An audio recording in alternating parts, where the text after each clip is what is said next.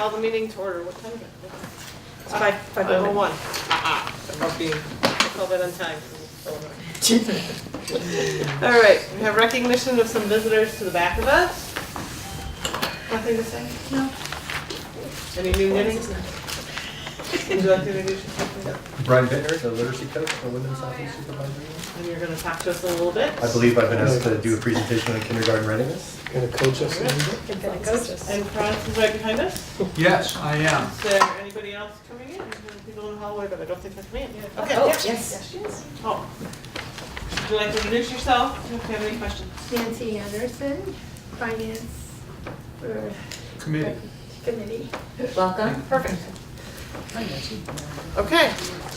So we'll jump in. Do we have any questions on the minutes or on the warrants, or do we want to just go for on the agenda? Or are we ready for a motion? I move we approve the agenda, the minutes, and the warrants. Second? All in favor? Aye. All right, so then we'll go into committee report. Policy Council probably hasn't met since December 19th. Correct. And Finance If not met. and Diversity. Nah, we're next Wednesday. And that was quick. All right, Academy School first. Okay, jumping right in.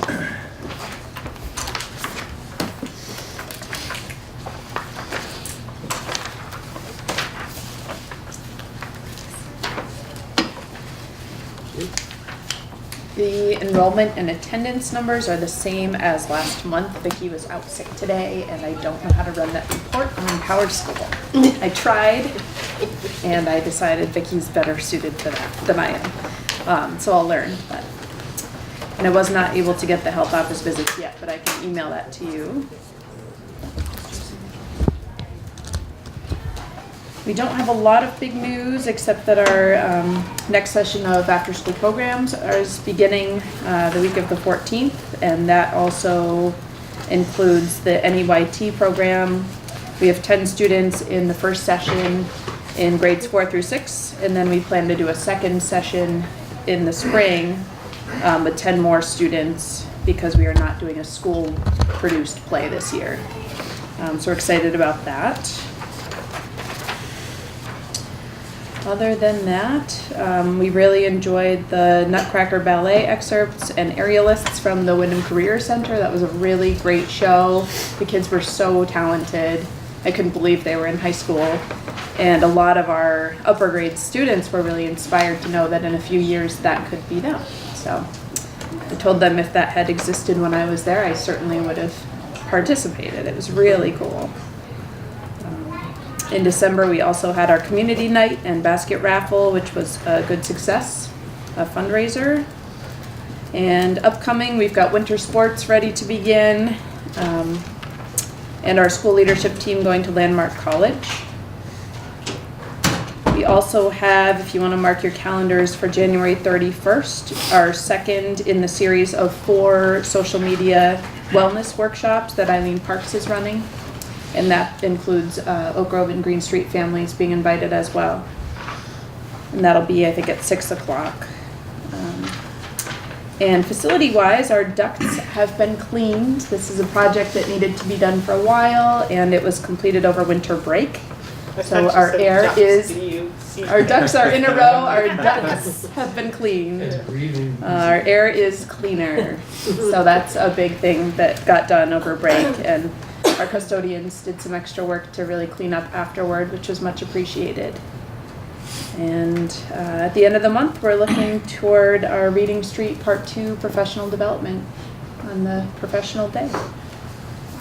What's that going to be like? What's the format for that For trip? Reading Street? Yeah. We're, The in-service. yep. We're actually going to cater it a little more to specific groups of faculty this time. Last time we met K to 3 and 4 to 6. This time we're going to target more toward classroom teachers in lower grades, classroom teachers in upper grades, academic support teachers, special educators. So in those groupings, yeah. Yep, so to go back to our MTSS structures that we have in place to make sure we're maximizing our time with our teacher. Yeah. All right, passing it over to Mark. Okay. Thank you.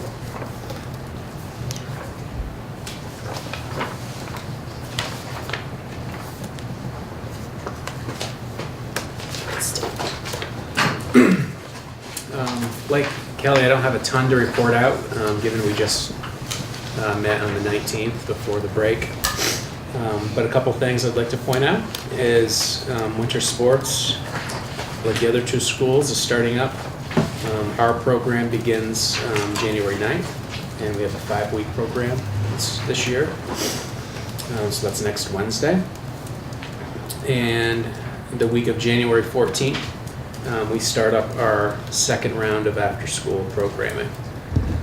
Under school-wide events, I'm not going to read them all, but you can see there was a lot going on in December in terms of field trips and performances at the school. This is a really full month.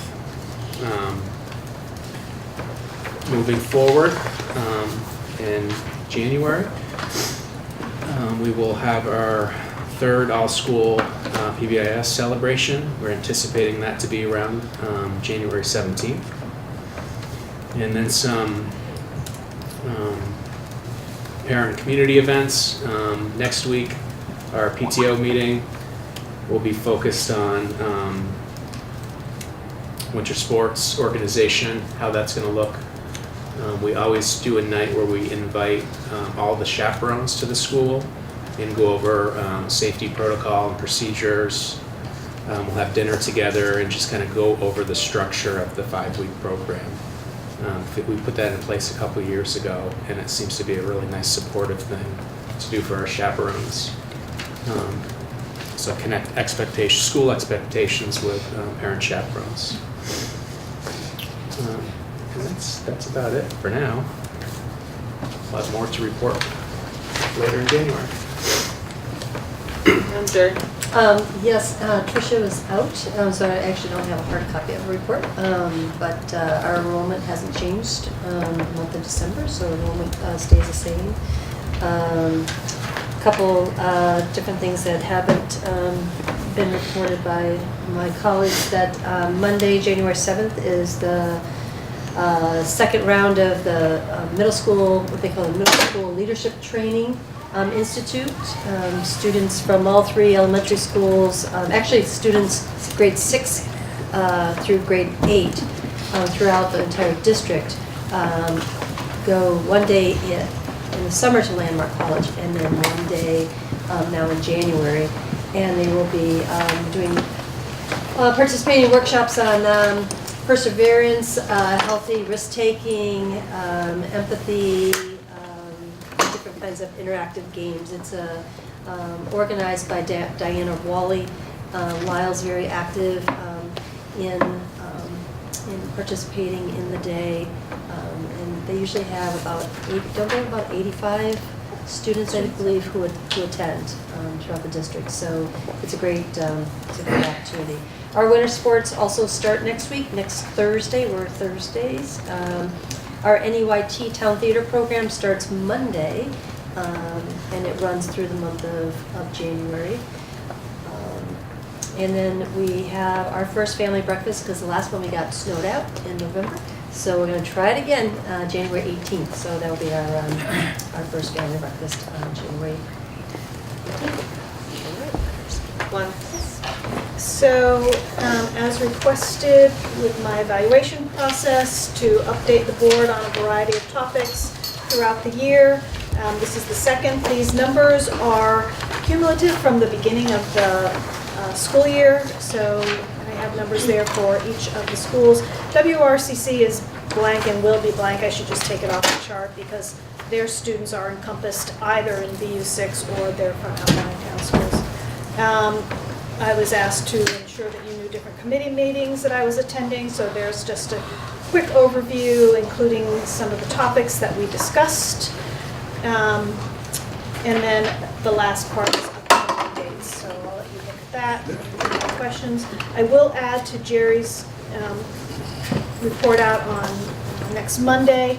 I will be meeting with all of the adult supporters, with Martha Allen from the NEA, who helped develop the diversity website that will be available for all teachers, and the two of us will be showing a film called I'm From Here. When is that and on? That's the 7th at Landmark College. And it's a very moving film, and I'm hoping that counselors or other adults that are there will figure out with principals how to bring it back to show at a staff meeting. It talks about a number of Black children who have been questioned, some from this town, who have been questioned, where are you from? But where are you from? And it's some people can't accept that they're from here, from Brattleboro. They are born in Brattleboro, and all of their families are born here. And that doesn't seem sufficient answer to some. So it's a pretty moving film that we'll be looking at and discussing with the adults on January 7th. Is it, I'm sorry, did you just say this? Is that the We Are Vermont 2 project, or is it something else? I don't believe it's the We Are Vermont 2, but It's a very similar Yeah, idea maybe. that it's photographs instead of a film. I think This they is a film. added Yeah. that to it or something. Well, coming back to the numbers on the first page, this Yes. is, I just need a second to read. I wish, can you get this if we give you a copy? Can you put it up in front so people have a second to read it if we're all reading it? I don't know. I feel like if I take it, it's rude to the people who watch later on. Deb, welcome. Thank you. While I'm reading numbers, I can listen to your report if you would like to Very say. brief because we've had a break. But everybody's back refreshed, and we are going to be offering a class through CCV that's starting up later this month on working. It's a specialized course that has to do with working with trauma-affected families, and I rolled that out at our staff meeting on the 21st, and we had a resounding overwhelming response, so we're really positive about that. Thanks to Lyle for coming to our staff meeting on December 21st at 3 o'clock in the afternoon.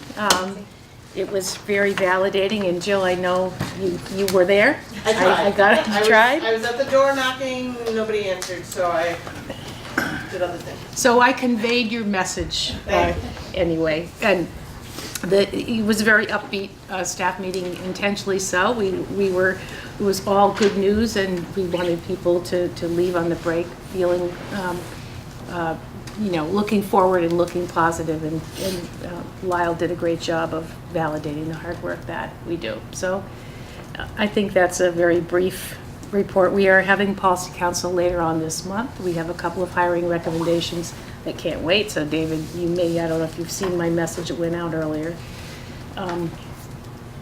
And I think that's it. All right. So now I'm still personally on these numbers. Maybe the rest of us are too. Well, I like these numbers. I just wonder if next time maybe we can bother you to do the math and tell us what the percentage is. Percentage of Like For like the any of them. IEPs and 504s. what or percentage something. of the student population is on an IEP. So exactly. like Academy's 358, it's 56 kids that are, Yep, you want but- me to do the math, that's all. Can I ask Yeah. a question also about, do some of the kids have an IEP and 504, or is it an either or? Either or. So that represents 77 kids, and it's not like some people being counted to now. and can you just Maybe refresh? the exception of an allergy for a 504 could be like for a bee sting allergy, and they may be on an IEP also. So we all know and are on that. Tell us exactly what would qualify somebody for a 504 and an So IEP. 504 is put in place to enable access to education. So if you have an allergy like to nuts or to a bee sting or to something that could cause you significant harm, then you would need a 504 to put accommodations in place, like the EpiPen and making sure someone's with the child on a field trip who's trained and things like that. And that child may be special ed also. But Isn't 504 also for kids with emotional or behavior issues? Can be, yeah. And this is your. The difference between a 504 plan and an IEP is that an IEP comes with special education services. While a 504 is all about accommodations to allow access to school for students, an IEP stands for an individualized educational program. So there's specialized instruction that's a part of an IEP. So there could be a lot of overlap between kids. I mean, not necessarily, but it's not necessarily two exclusive categories. There could Right. be some who have a bee sting allergy and have special ed services or Yes. Yep. anything else like that. Exactly. Yeah. That in practice, I don't know of a case where that has happened in our district. There's not a lot of overlap. Okay. No? But in theory, there could be. But I would be confident that these numbers don't represent Okay, any overlap. it's pretty close to being discrete categories. And 504 would be fairly easy to ask for and have that accommodation. I walk in and I say my child's allergic to nuts. What do we put into place? As opposed to the IEP requires extensive testing. Yes. Which includes evidence of an academic need. You need to have an academic need to have an IEP, which is not the case necessarily for a 504. A 504 does require a committee to gather where you're bringing evidence of some sort of a disability. And you need a diagnosis And or a something. diagnosis or a disability of some sort that you're now requesting. And so the team would decide whether or not that is something that would warrant a 504. So a 504 falls within civil rights. And again, like, sorry. Joe. What's your name down there? Kelly was saying. Man, it was a long vacation. I don't remember what I was going to say, but it's about accessing as opposed to and what accommodations might need to be in place. So it could be that a student has been diagnosed with, say, anxiety or ADHD, but yet under Vermont law, ADHD, that they're proficient so that they don't need specialized instruction for special education, but they do need accommodations for possibly frequent breaks or being able to have some sort of fidget or something, that's preferred seating because of their ADHD diagnosis. A student who's hard of hearing, for example, may require like a radio system in the classroom where a teacher teaches through a microphone, which amplifies the voice.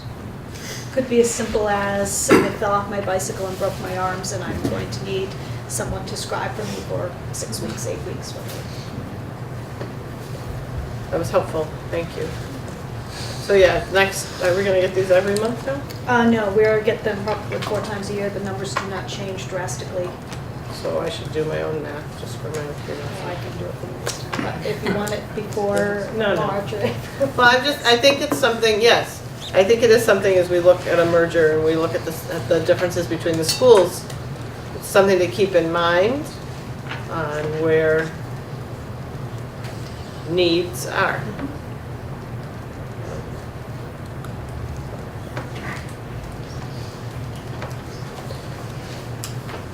Okay, so that takes us up to, this is scary to me because we're not very far in and we're 17 minutes in and we're way down. This is good. Brian's got Jinx it. us. Don't be scared. Brian's got something. It is 2 hours out. Okay. You get graduate credit, don't worry. I not only didn't bring food for us all, I have supper at home waiting for me today, so. Where's my cheese board, Jill? In the fridge. All right, so representation on the transition board, actually, do we want to let Brian go next and jump forward, folks? Does that make sense? Yes. Okay. If we're all in favor, then we just bring you forward. I was just figuring out some percentages. Oh. Well, it's on a spreadsheet.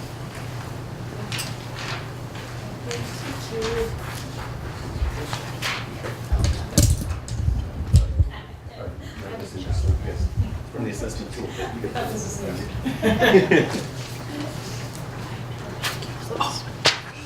Let me give you a fresh. Brian, would it be possible you stand on that side? Sure.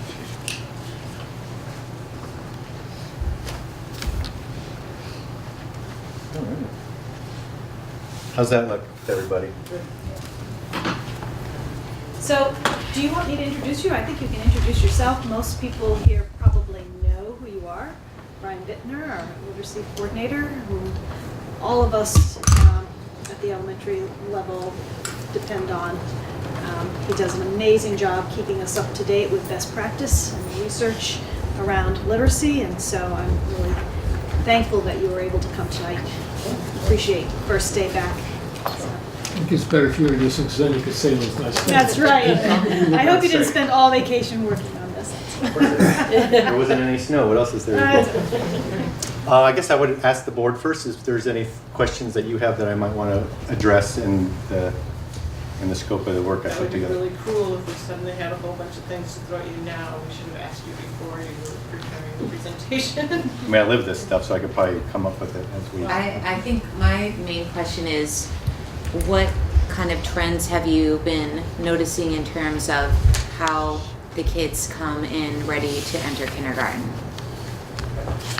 How ready are they? And if there are any, I know this is only Brattleboro Town Schools, but if there are differences in between the different districts as well with the readiness. Between outlying schools and Yes. there are. And also, I'm curious whether EES kids were doing a good job and we're bringing them in at a higher level, if you can tell, although we know that they're also coming in having been particularly set aside for having extra help to begin with. So I am not prepared to present on how individual preschools are performing, nor would I Well, feel I don't think comfortable that would doing be that. fair, no. Yeah. But in particular, we know that we're looking at EES, and Yep. so we have ways at EES and that they actually are analyzing and then giving that data to us, but just if there's anything anecdotally, I guess, that you. And I would also just add, there's a state report that you can, I don't know exactly, kindergarten teacher sent it to me, that looks at kindergarten readiness. And I think that data showed somewhere around 80% of kids that entered kindergarten based on kindergarten teachers' rating. That blew my mind, really, because no way. 80% are prepared or are not? Are. Excuse me. Are. And I asked the kindergarten teachers about that, and they thought the way that data is collected somehow doesn't really match with what we're seeing in our classroom. And that's asked of kindergarten teachers to report in the first 6 weeks of school. And they might not have the full picture. And just so you know, just the work I'm doing is strictly focused on literacy. The underpinnings of literacy and being able to learn to read. So there's a whole bunch of other things that we're concerned about with kids, right? What my job is about reading instruction and literacy development. And so that's what I'm going to talk to you about. So I'm just going to couch this in we have a pretty robust assessment system here in Wyndham Southeast, and that starts with kindergarten kids. And years ago, we tested to measure potential. And if your potential was high, we expected great things from you. And if your potential was low, well, if you ever watch Caddyshack, the world, needs ditch diggers too. And now we know so much about reading and reading development that we can really assess for strengths and weaknesses. And if those needs are addressed, really all but a few children can read at grade level by third grade. Right? And so I work at Powers House. I don't know if you know where Powers House is, but it's that beautiful old home above Green Street School. And in the attic there are some old Cume files. And I read them on occasion, looking for the kids in the 30s and 40s that were probably had a learning disability or dyslexia. And here's some teacher notes from how we used to assess. I don't know if you can read that, but this says, Paul is very slow, but will do fairly good work if given enough time. He is poor in reading, and that hinders him in all his work. 1941. And it goes on. This is 5th grade. 6th grade, Paul's hopeless in reading, but a very fine boy. Since he can't ever do high school work, he should be promoted. And then this is later that year, April 3rd. Too old and mental ability low. That was the reason given for leaving school. So we just... here's another one I thought was interesting. This is from 1939. Not too bright mentally. Attitude towards work might be better. Next school year, poor mentality, attitude improving, musically. So just, pretty fascinating way to describe children. Let's see, poor mentality has improved immensely in school spirit, musical, and that last one, of course, does not try very hard. Not a very good attitude towards schoolwork. So we used to look through the lens of potential, but now we know a lot more about reading. We have some very sophisticated tools that we use to identify students who we might be concerned about. So this is really our main goal, early screening to predict future reading ability, very important. And this testing in the early years to predict current reading ability and then later reading achievement can identify children who need extra help. And this bold here is really our main goal. So children identified can be helped and can enjoy normal levels of success in the early to middle stages of the elementary years. Right? So our main goal is to figure out who the kids are that need additional support and be able to set up a system so that we can support them. And I gave you a handout here that looks at our purposes of assessment. This is a page from our assessment, teaching and assessment toolkit. So we have some purposes. Why do we do it? We want to identify students at the beginning of the year who are at risk for reading and math challenges. We want to be able to monitor students during the year to determine whether they're making adequate progress. We want to be able to collect information about students that would be helpful in planning to meet critical learning needs and to be used for our educational support team, going to a 504 meeting or an IEP referral. And then to assess whether classroom instruction, modification, interventions are sufficiently powerful to help students achieve grade level standards and goals by the end of the year. This is why we spend quite a bit of time. In this next 2 weeks, the 7th to the 18th of January is our benchmark window. We're going to be assessing kids using some of these tools I'm going to show you in a moment, and we're going to see what we've been able to do since September. And then we also have some layers of assessment. So we screen students. We screen every kid 3 times a year, in the fall and in the winter and in the spring. And then I'm going to talk to you about the blue assessments are ones I'm going to talk about. I'm going to talk about a screening tool we use in kindergarten. Then we use progress monitoring to monitor progress of students that we might be concerned about. Very much like a medical model. We have some diagnostic tools. We have, and those get broken up into 2 categories. We have some informal diagnostic tools. So let's say we screen a student and we find their phonological awareness is low. Then we might give an informal diagnostic to say, well, where would we want to start with you in a scope and sequence tomorrow? And then our diagnosticians in the West team would use formal diagnostic tools. Those often require additional education and training. Then we also have formative assessments and then summative, which you might be familiar, like the SBAC, for example. So we're going to talk about screening and diagnostic, and those are explained in a little more detail on the sheet that I gave you. Right, and is this something that continues on as they go up through the grades, including after they leave elementary school and move on to middle school? I'm talking primarily K-6. The system is in place for kindergarten through 6th grade. And so this isn't really our purview, but I'm curious. So a 7th, 8th grader that's showing difficulties, but was okay when they left at 6th? I mean, it's rare, but it does happen. That's just kind of up to the teachers there to catch, and then they... Yeah, I mean, they have different systems. This is not the system necessarily that they're using the screening and progress monitoring sort of program that we use. I would say, yeah. So that's just sort of our purpose and layers of assessment, right? So the question would be, what would we really expect of a 5-year-old? To be able to come into kindergarten. So what would readiness look like? And we have those standards already established by the state of Vermont, the VELS, or the Vermont Early Learning Standards. We already have those sort of spelled out about what is a natural progression to becoming a reader. Similar to, learning to walk or learning to talk, there are some developmental milestones that we would expect. And if those aren't being met, then we have reason to be concerned, even though they're 5 years old. Right? We're not expecting 5-year-olds to be able to read, but we are looking at what some of those critical underpinnings are. How do our VELs compare to states around us, like in New England? Are they similar standards? I don't know. You don't know? Okay. They are.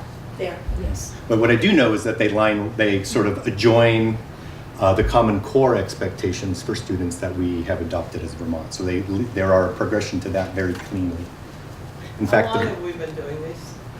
Is this recent in the last couple of years? No. I don't think so. No, I think the VELs have been around for a long They've actually time. been revised already once. So I would say at least 15 years. And they actually go like birth to 3rd grade. I don't remember ever seeing this as a parent. The VEL So standards. was this shared and I was too sleep-addled to not get it, or what?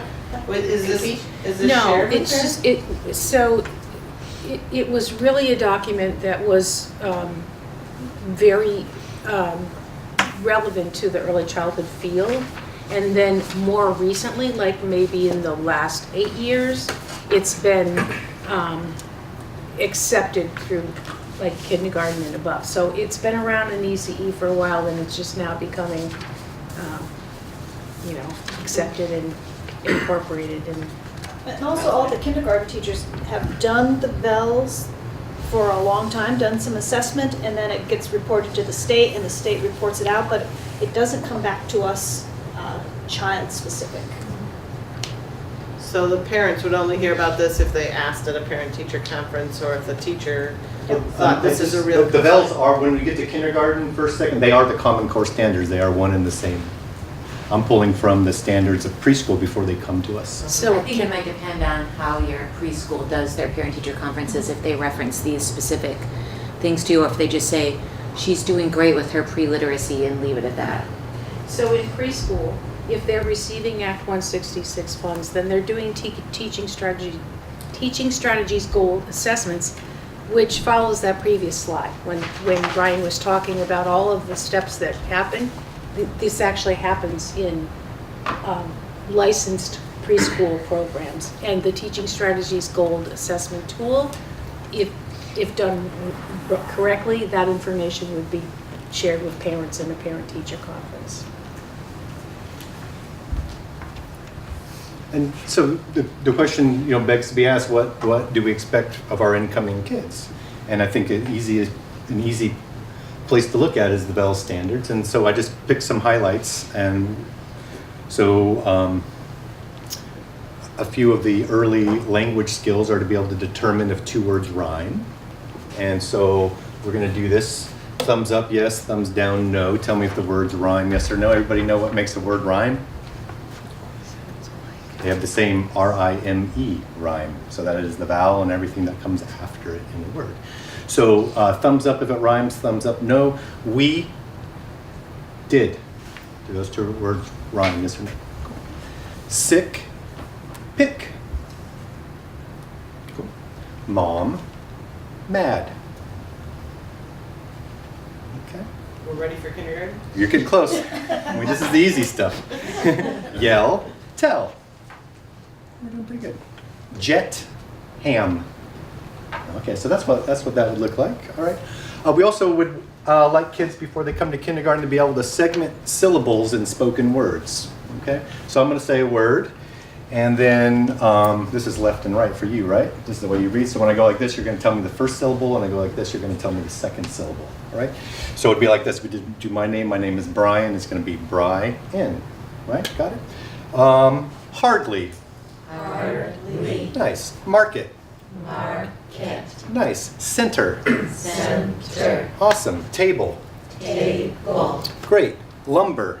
Lumber. Awesome. You'll notice no print involved with these activities, right? You could do these with your eyes closed. And then the last one is segment onsets in rhymes of a single syllable word. So like I said, the onset of a word are the consonants that come before the vowel. And then the rhyme, R-I-M-E unit, is the vowel and everything that comes after. So we're going to do the same thing, but now instead of working at the syllable level, we're peeling off some individual speech sounds a little harder. So if the word was bike, it would be b-ike. Cool. Cat. Cat. Good. Let's clip those sounds. No k. Good. Jump. You guys are good. Swish. Ish. Oh, good. So this is a little tricky because there's two consonants, right? Ish. Nice. All right. Think. Ink. Got it. Good. And blush. Blush. We're almost ready for kindergarten. That's good. All right. So that's some of those, what we would call those phonological awareness tests. That's dealing with the sound layer of our language, right? We have a sound layer of our language. We have a printed layer of our language. We have a meaningful layer, the morphological layer of our language. We have syntax, semantics, and pragmatics. So those English is like a layer cake, and there's all these layers. In order to learn to read, in order to sort of commit words to permanent memory that you never forget, you have to have very robust phonological awareness skills. It's a must. Some kids develop those as if very naturally, and some kids require years of instruction. A few other highlights that we would expect kids coming to us to be able to associate some letters of the alphabet with their specific sounds. So A says A, B says things like that, and name some letters of the alphabet. Research tells us they should know about 18 uppercase and about 16 lowercase letters before they come to us. A couple other highlights that they should be able to print or copy their own name and identify some of the letters. They should be able to copy, trace, or independently write letters or words, and then use sound spelling and in the vowels language that's use initial sound in a word and other letters to represent sounds heard in words. And these are some kiddos from our kindergarten crew. This is incoming kindergarten name writing, very cute. I love that R. I can see you at least picked up the pencil at least 3 times there. So those are just generally what we would expect kids. Again, those are just the highlights. There's much more detail, but I pulled out some of the things that we also look at when we're assessing kids. So any questions about that? And there's it's a very thick document. I'm just looking at some of our language development. So what are the assessment tools we use? We are 2 years into using a tool called the Predictive Assessment of Reading. We call it the PAR. It comes from Wake Forest School of Medicine. It's interesting. Schools of medicine, schools of psychology do a lot of work with literacy development, not just schools of education. The National Institute of Child Health and Human Development spends tons of money on reading research because it is a public health concern. Wake Forest School of Medicine developed this tool quite a few years ago. We give it in September, January, and May to currently all of our kindergarten and first graders, and then if they are proficient on a different measure I won't discuss today, we would go back and give this to sort of start peeling back the layers to see what's going on. This tool measures letter and word reading skills. It measures vocabulary, phonological awareness, and rapid naming. This is our kindergarten screening tool. It's about Rapid naming means how quickly can you name things that you know. It's a proxy for fluency and working memory. Or what are they naming, letters? In the beginning of kindergarten, they're naming objects and colors, very familiar objects and colors. Like just looking at pictures and like bear, It's a sheet. feather, or whatever. Yeah, it's kind of like that. Yeah, and then starting in the middle of kindergarten on, they're naming numbers and letters. And it's 5 letters that repeat themselves 10 times each. It's a very standard assessment in many batteries that looks at how quickly is the neurological system communicating. It's very critical when we're looking at reading and reading development. So this is all English-based. If you were another language coming in, you wouldn't have the same. You would not. We would, correct. So, and this takes about 10 minutes to give, just FYI. I'm following a cohort of second graders now. I've been giving it to about 150 kids 3 times a year for 2.5 years. I've given this about 1,000 times. We also do an untimed letter identification task. So we just say, hey, here's a sheet of letters. Which ones do you know? Uppercase, lowercase, and sound. And can you write them? I'm just presenting, do you know your upper and lowercase letters? And then we also, just a little later on in the year, late October, early November, we give a tool called we call it the MAPA, the Maryland Adams Phonological Awareness Test. And that looks at, that's kind of given in a small group, about 4 or 5 kids. And that looks at some of those activities that we just played around with. So we look at rhyming ability to hear a word and tell me how many syllables are in that word. The ability to look at a picture and match another picture that starts with that same sound. Being able to hear a word and tell me how, like if you can say the word cat, how many sounds are in cat? 3 sounds.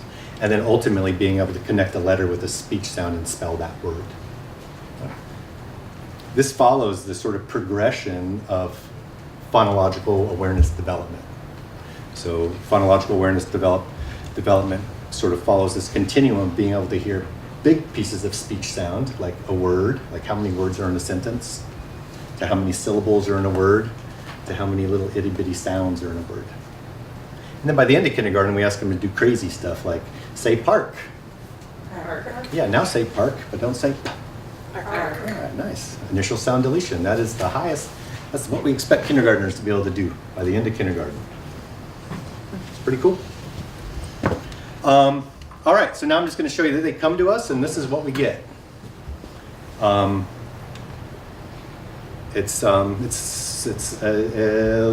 walk you through this. So this is our predictive assessment of reading kindergarten. This is the data we collected in September. This is all 3 elementary schools. Only us. Yes. This is I'm talking about percentage of students, and I'm talking about category of risk. And the tool that I'm using to measure category as a risk is what is your likelihood of reading at grade level by the end of 1st grade? So the low risk, wait, Yeah. So these kids have a very, and I'll tell you what the risk is. So these kids have a very, this 28% of kids that came to us have a very low risk of not reading at grade level. of not reading. So the risk is low. The risk is not reading at grade level, and they have a low risk. Okay. Yeah. And this 38% has a medium risk, and these students, 33%, have what I would call a high risk. So nearly 3/4 are at a significant risk. 33%. You're not going to say the medium? No, I say they're medium, not high.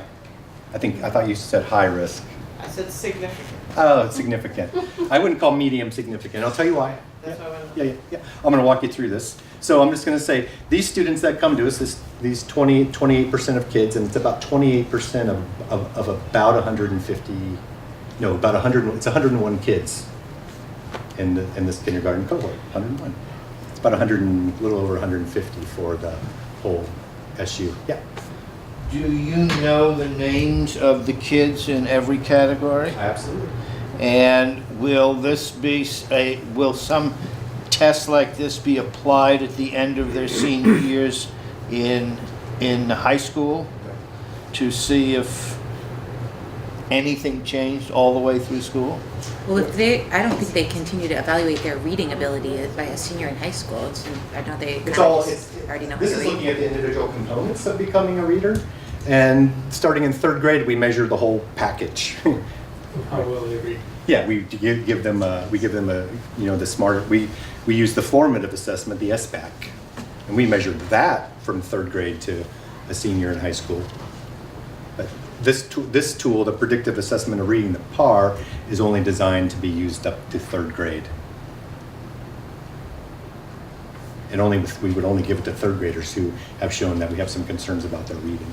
But this type of testing can be pulled out at any age if there's a real concern. Not this particular test. But this type of testing to Absolutely. bring out where they're schooling. If there's a student, for example, that the parents are concerned that the child is not learning, they can go back and do this sort of testing and see where is it that the child is failing to progress. Is the child not getting that sort of breakout of sounds or identifying vowel or whatever? There's ways that they can test that, and they do test that for children that need it.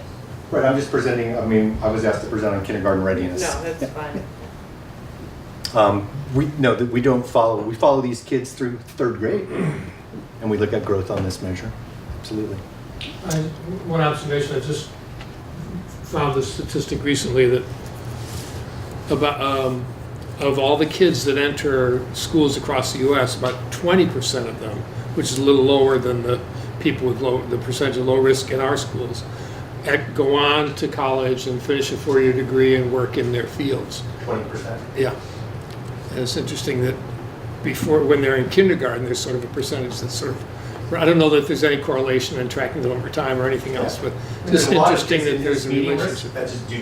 No, we're not concerned about it at all. It's just that I don't like to leave a lot to chance, and so when I'm creating some cut, we would call these cut scores for, you don't actually see what the scores are, you don't need to know that stuff, but the scores that we use in our data meetings to say, you know what, this kid we might want to go look in a little more detail, or this kid might need just a little more attention, that we would want to provide that for that child, as opposed to saying, we'll see where they're at the end of the year. We don't. That's not how I see that. we don't make decisions like that. So these kids that come into 28%, these students, and these kids from this cohort, what we've been able to do is look at how well they do in kindergarten and then follow them the current cohort, like I said, is in the middle of second grade, so we're creating quite a robust set of data that we can use to make these predictions. So 80% of these kiddos came in, 80% of them are going to read at grade level at the end of first grade.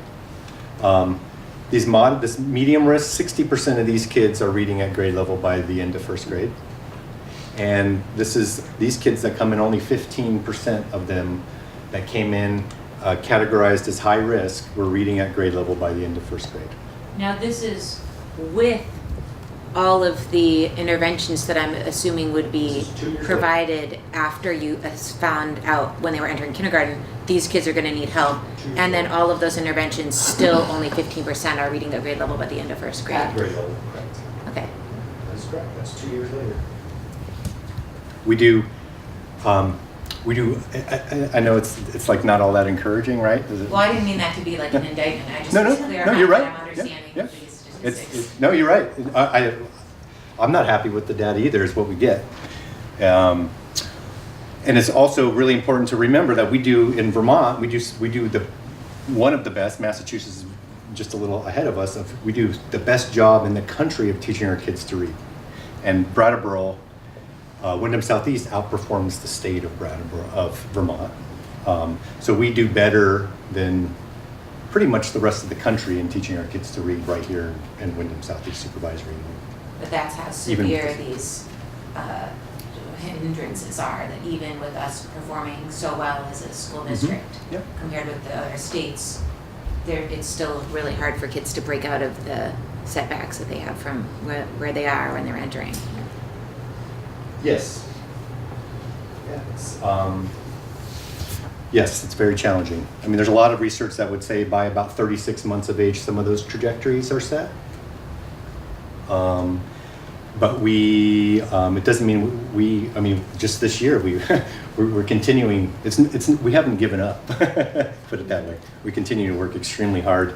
And what's really encouraging is that the Brattleboro town schools, even with this, and I'll show you a different data set, we often do just as well as the outlying towns do, despite having a greater amount of need in this measure.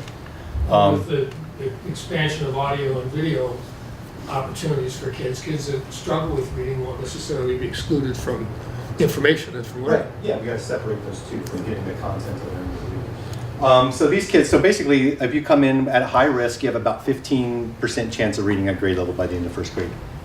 That's what we found with this measure.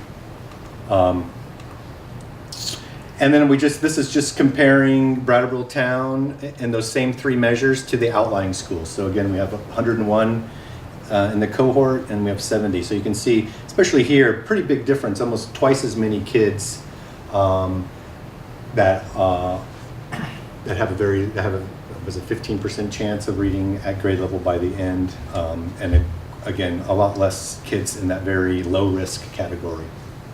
So the differences are profound.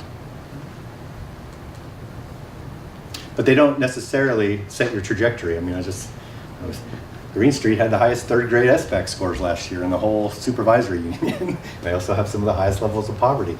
You know, Academy and Oak Grove have done extremely well too. So with good instruction, we can overcome this stuff, and we have, which is very exciting. So I'm going to move on. So that was predictive assessment of reading. I think I have a slide that sort of sums this all up at the end. As I mentioned, we also screen for phonological awareness. We don't use this measure to sort of predict outcomes later on, because it's too narrow. It's just looking at one ability. But this is that Marilyn Adams test that I showed you, talked about, where we do rhyming, syllable counting, matching initial sounds. So we have about 17% of the kids set the benchmark, and the benchmark is set based on what the Bell standards say kids should be able to do. 46% have that medium risk, and 36% are low.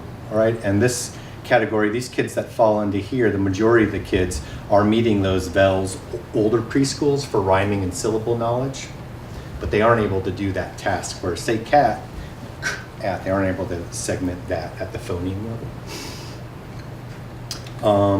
And then letter naming, we do have kids, much stronger cohort of kids coming in, and kids seem to know a lot more letters than they do they have greater strengths with the print layer of our language than the sound layer of our language. Do Do you have any idea why why are they so much better at the print part? Because that seems kind of like the last part that they would get exposure to. Yeah, I would disagree in that, and I think teachers are probably, maybe you could speak to this. I would think preschool teachers are probably much more familiar with print and print knowledge and developing print exposure, and phonological awareness is a But little. wouldn't they receive that exposure just through like hearing people speaking and like Yeah, it doesn't develop music that and way. rhyming words and songs and poetry? It was like that for my kids and maybe yours, but for a lot of kids, it's not like that. Okay. It's- They're not receiving as much direct instruction. You would need to, as they are yeah, others. if you want to learn how to segment spoken words in the syllables, somebody has to teach you how to do that. If you want to know about words rhyme, somebody has to teach you that. Okay. And you can practice and play through games, but many of our kids need some direct instruction. And I would say some direct instruction probably that they're not receiving, that we could work on improving. And then if we just put it in, you wanted to know K readiness, so this is, so on the PAR, our screening measure, about 28% of the kids come in, I would say, totally ready for the demands of kindergarten. And that would leave 72% aren't. Again, some of those kids in that 72% are going to do just fine. Some are not. Our phonological awareness, pretty similar. And then our letter naming ability, or just knowledge of print, you can see it's a little stronger. But even with the kids who are meeting the benchmark, as you said in the first slide, only 80% were on target by the end of first grade, so there must be some things that are not exposed by these tests that were difficulties for the kids? Well, yeah, keeping in mind we're predicting 2 years out, and so there's a lot of variation. These numbers actually get a lot cleaner by the middle and certainly by the end of kindergarten. You mean like about how accurate the predictiveness is? Correct. Right, when kids come into kindergarten, there's just a huge variation in experience, and some kids who maybe haven't been receiving some direct instruction now receive direct instruction and take off, and some kids don't. Some kids that come in looking okay don't continue on that same trajectory. That's why we give these measures 3 times a year. And then we also, the kids that are of concern, like these kids that are in yellow and red, we are monitoring some of those discrete sub-skills that we were teaching. So teachers are getting regular feedback on how their instruction is going. Are they making some of the changes? Yes. Is there information about how much kids read at certain points in their lives, like by 4th grade or by 6th grade or senior Number of years? minutes per day, something? Yeah, something that actually, because it seems like what this is all about is it trying to teach kids to read or to simply do what? Well, I mean, this is looking at. There's very little reading in this, on the predictive assessment of reading. There's one of the 4 measures does look at the ability to read These are books. very young kids, but These are very young what's kids. it leading towards? It's leading towards readers who can read at grade level and comprehend text and think deeply and critically about it. So would it be of interest to know how much kids continue to read as they get older? I don't know. We only asked Brian to come talk to us about kindergarten readiness. I mean, It's like- sure. I mean, we encourage 20 minutes of reading a night. I know some of you have posters in your schools that look at the volume of words that you see. I think it's, if you read 20 minutes a day, you see 1.5 million words a year. So certainly 20 minutes a day? 1.5 million words a year. That's pretty good. That's a lot of words. And that's pretty good? Yeah. I would be happy with that. First grader, yeah, that'd be a lot. Oh, first grade, yeah, I would say by I wouldn't expect a first grader, a typically developing first grader. There's certainly some first graders I know that would be more than happy to read 20 minutes a day. And Spoon, that statistic is like outside of school. Yeah. If you spend 20 minutes a day reading outside of school, you would attain that much more vocabulary. Yeah, That's I not understand. counting the school day. And then really, this is Joe Torgensen. He's been around a long time, it's 1998.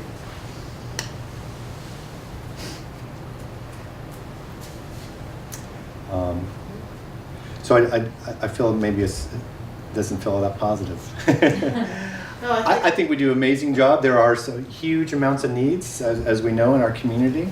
I think we have a very robust assessment system that sort of alerts us to kids we need to be concerned about, and I feel very confident that our teachers have the tools and resources to best support them. You know, the biggest variable is time. It's not, we know what to do. Well, I think this is important because I think often with SBAC scores, the public will want to like compare and rate schools. And the very true fact is, depending on what your kindergarten cohort is coming into your school, you're set at a vast disadvantage to other schools. And that could be in certain cohorts, even within our town. Oh yeah. Do you feel like formally or informally that you have any sort of idea about what is leaving some kids so unprepared and others, you know, more meeting these benchmarks? I mean, is it really tied to stuff like, I don't know if this is even in what you assess, but I'm just wondering if you know this. Is it really tied to stuff like the poverty level and that kind of thing? Or is there some difference in like what kind of preschool experience they have or anything like that? Yeah, I mean, I'd say all of the above. I don't think it's not caused by poverty, but it is correlated to. And what we know, it all comes down to, I mean, the base element is what we call conversational turns. And that is a spoken dialogue with an adult speaker of the language. So it's the amount of words spoken that have been spoken to you and that you've engaged with. In the early years. In the early years, right? So we know kids that come from a taciturn family or a family that doesn't speak very much will hear 30 million less words by the time they're 3 than a family that speaks, that talks a lot. And so there are many communities. Providence, Rhode Island, for example, has a thing called Providence Talks, where they have workshops and seminars and work with families to encourage oral language development, that is one of my professors would say, oral language is the fire that cooks the literacy stew. And so kids that don't have a lot of language, aren't exposed to a lot of language, are at a distinct disadvantage for learning how to read. I mean, I'm just asking this because it seems like when we look at how much work the schools are putting into helping kids who need more support come up to grade level, and how much that even with all that, they're still really struggling. It just makes me wonder, like, how is there a way that we could direct some resources towards the not readiness for kindergarten part of it, even though that's, except for Deb, outside of our school district. But it just seems like if we could bring that, 28% or whatever, those green things higher, then the whole thing would be so much easier for everybody. Yeah. Yes, I agree 100%. And that's really the window we're talking about is, birth to 3. Although we do have to feel somewhat positive in that the state does recognize, not every state is giving money like we do to at least 10 hours a week of some sort of form. That's a positive step. Yeah, Sure. but with that step here, this is where we are. Yeah. So I'm just wondering, and this might be kind of thinking outside the box a little bit, since we're supposed to be concerning ourselves with, besides EES, a K through 6 thing, but this is where we're at with the 10 hours.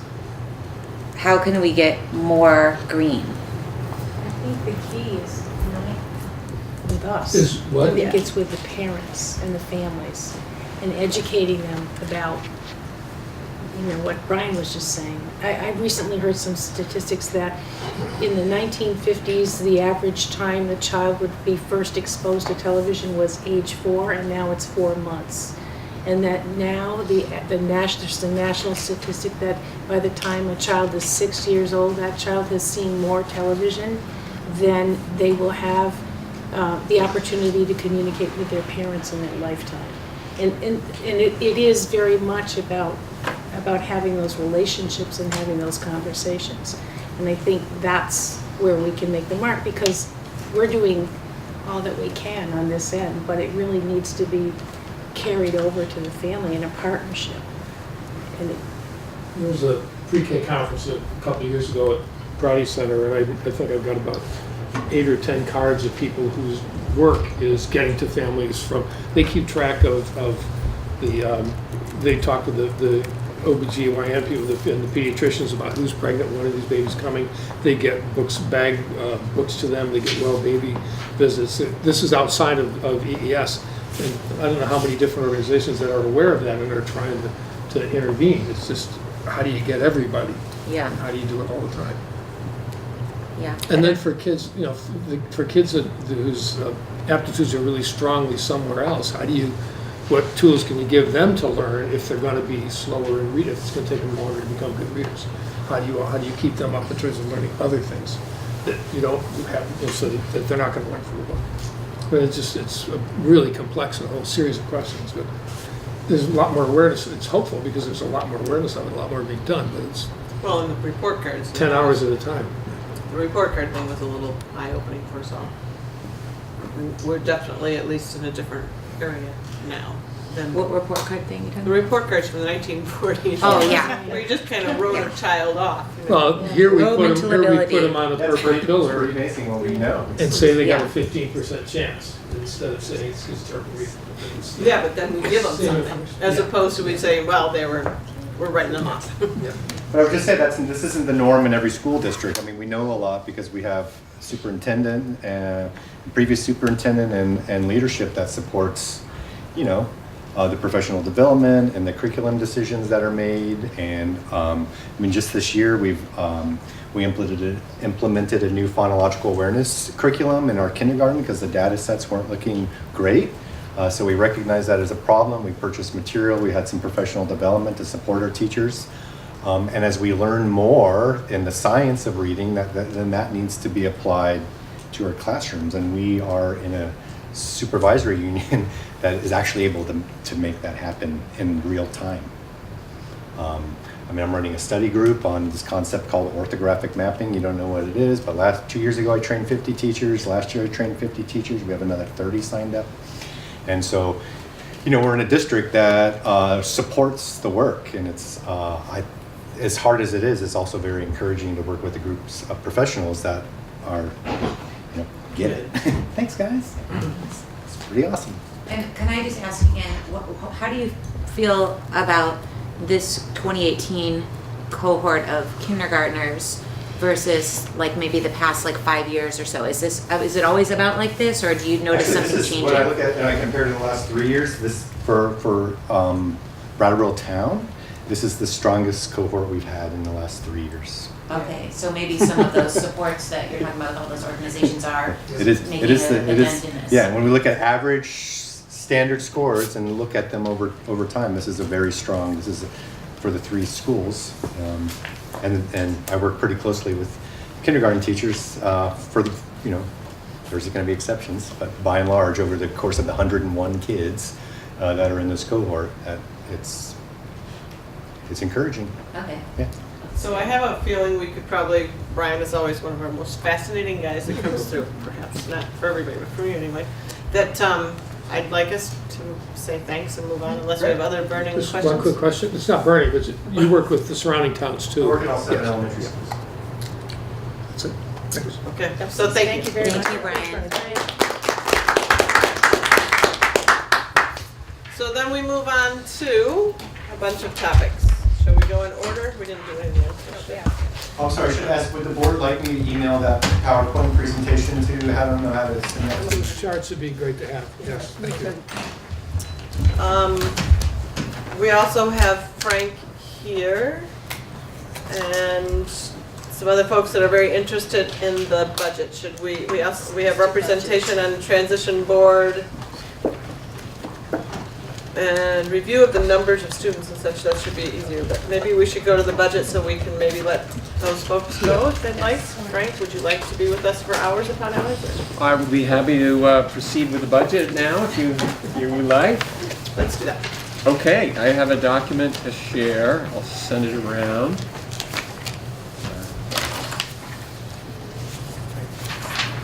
And I know that we had the review of the fund balance on the agenda as well, so I do have that in our in that handout. Just fix the name for the rest of this. Thank you. So zip that around. There's 14 copies. I think I counted maybe 15 people, so maybe one or two folks could share. I know Franz would like one. Thanks.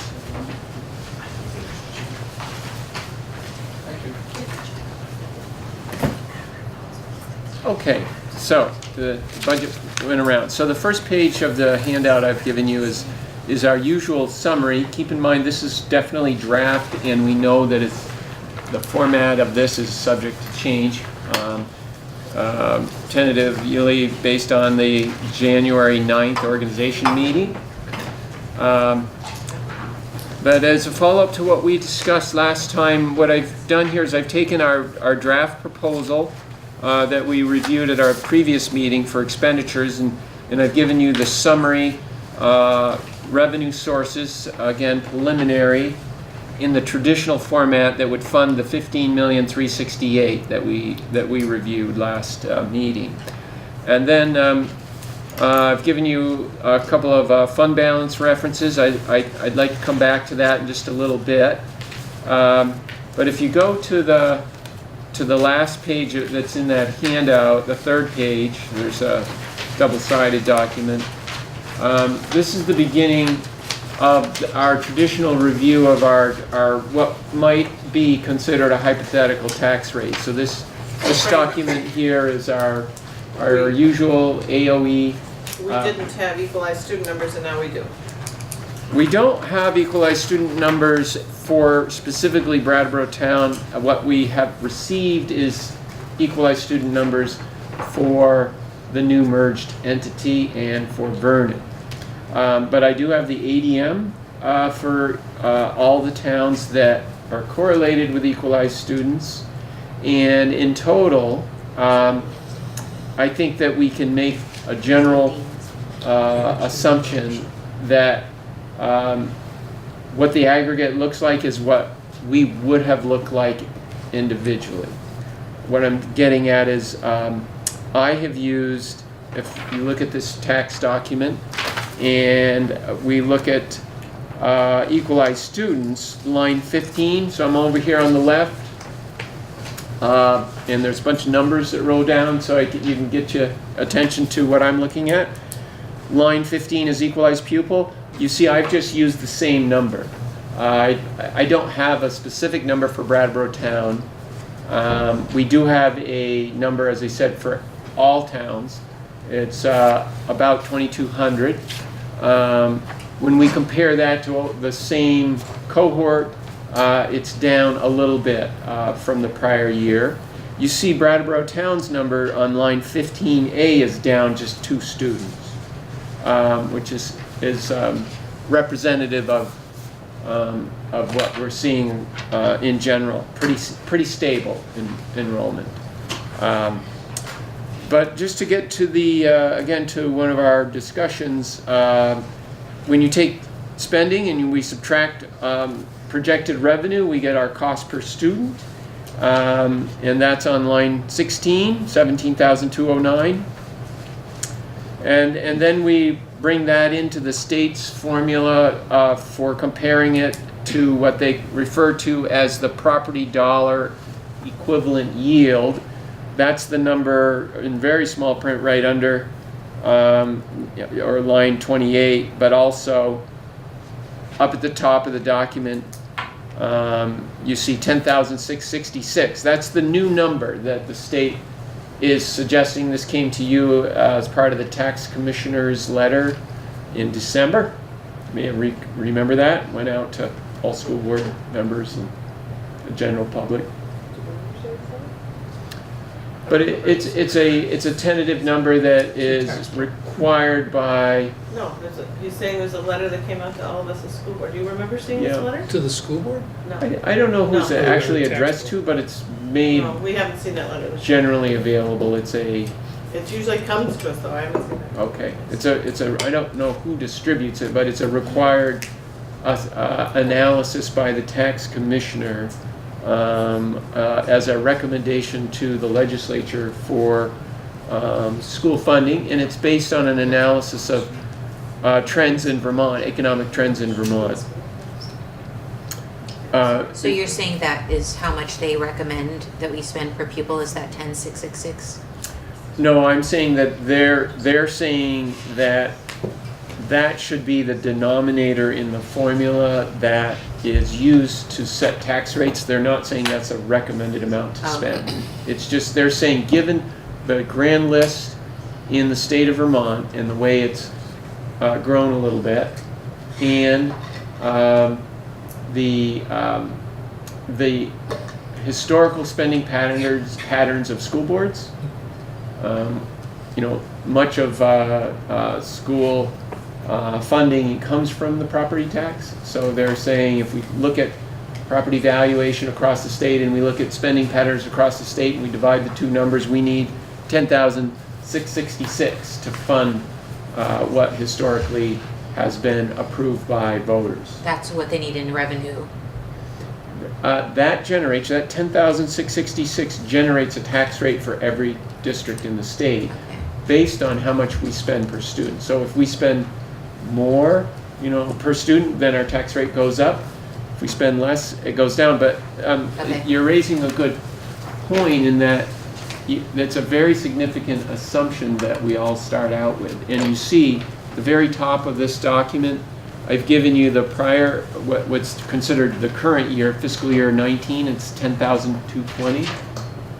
And they're recommending, the tax commissioner is recommending 10,066.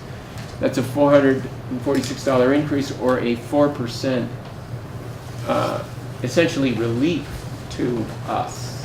By them raising that number, you can see our number is 17,209 on line 16 divided by 10,666 equals a tax rate of $1.61 on line 29. So my point is if they change that number to 17,209, Then it would be 0. our tax rate would be 1, right? Because 17 divided by 17 is 1. But it's not. It's 1.61.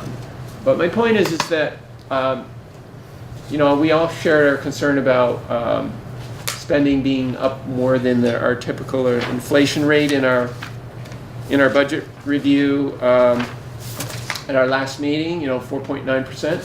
But we also talked about other sources of funding have been included. Kelly asked for additional academic support, and we were able to assign additional Title I funds to pay for most of that position. That's what helps mitigate the pressure on the tax rate.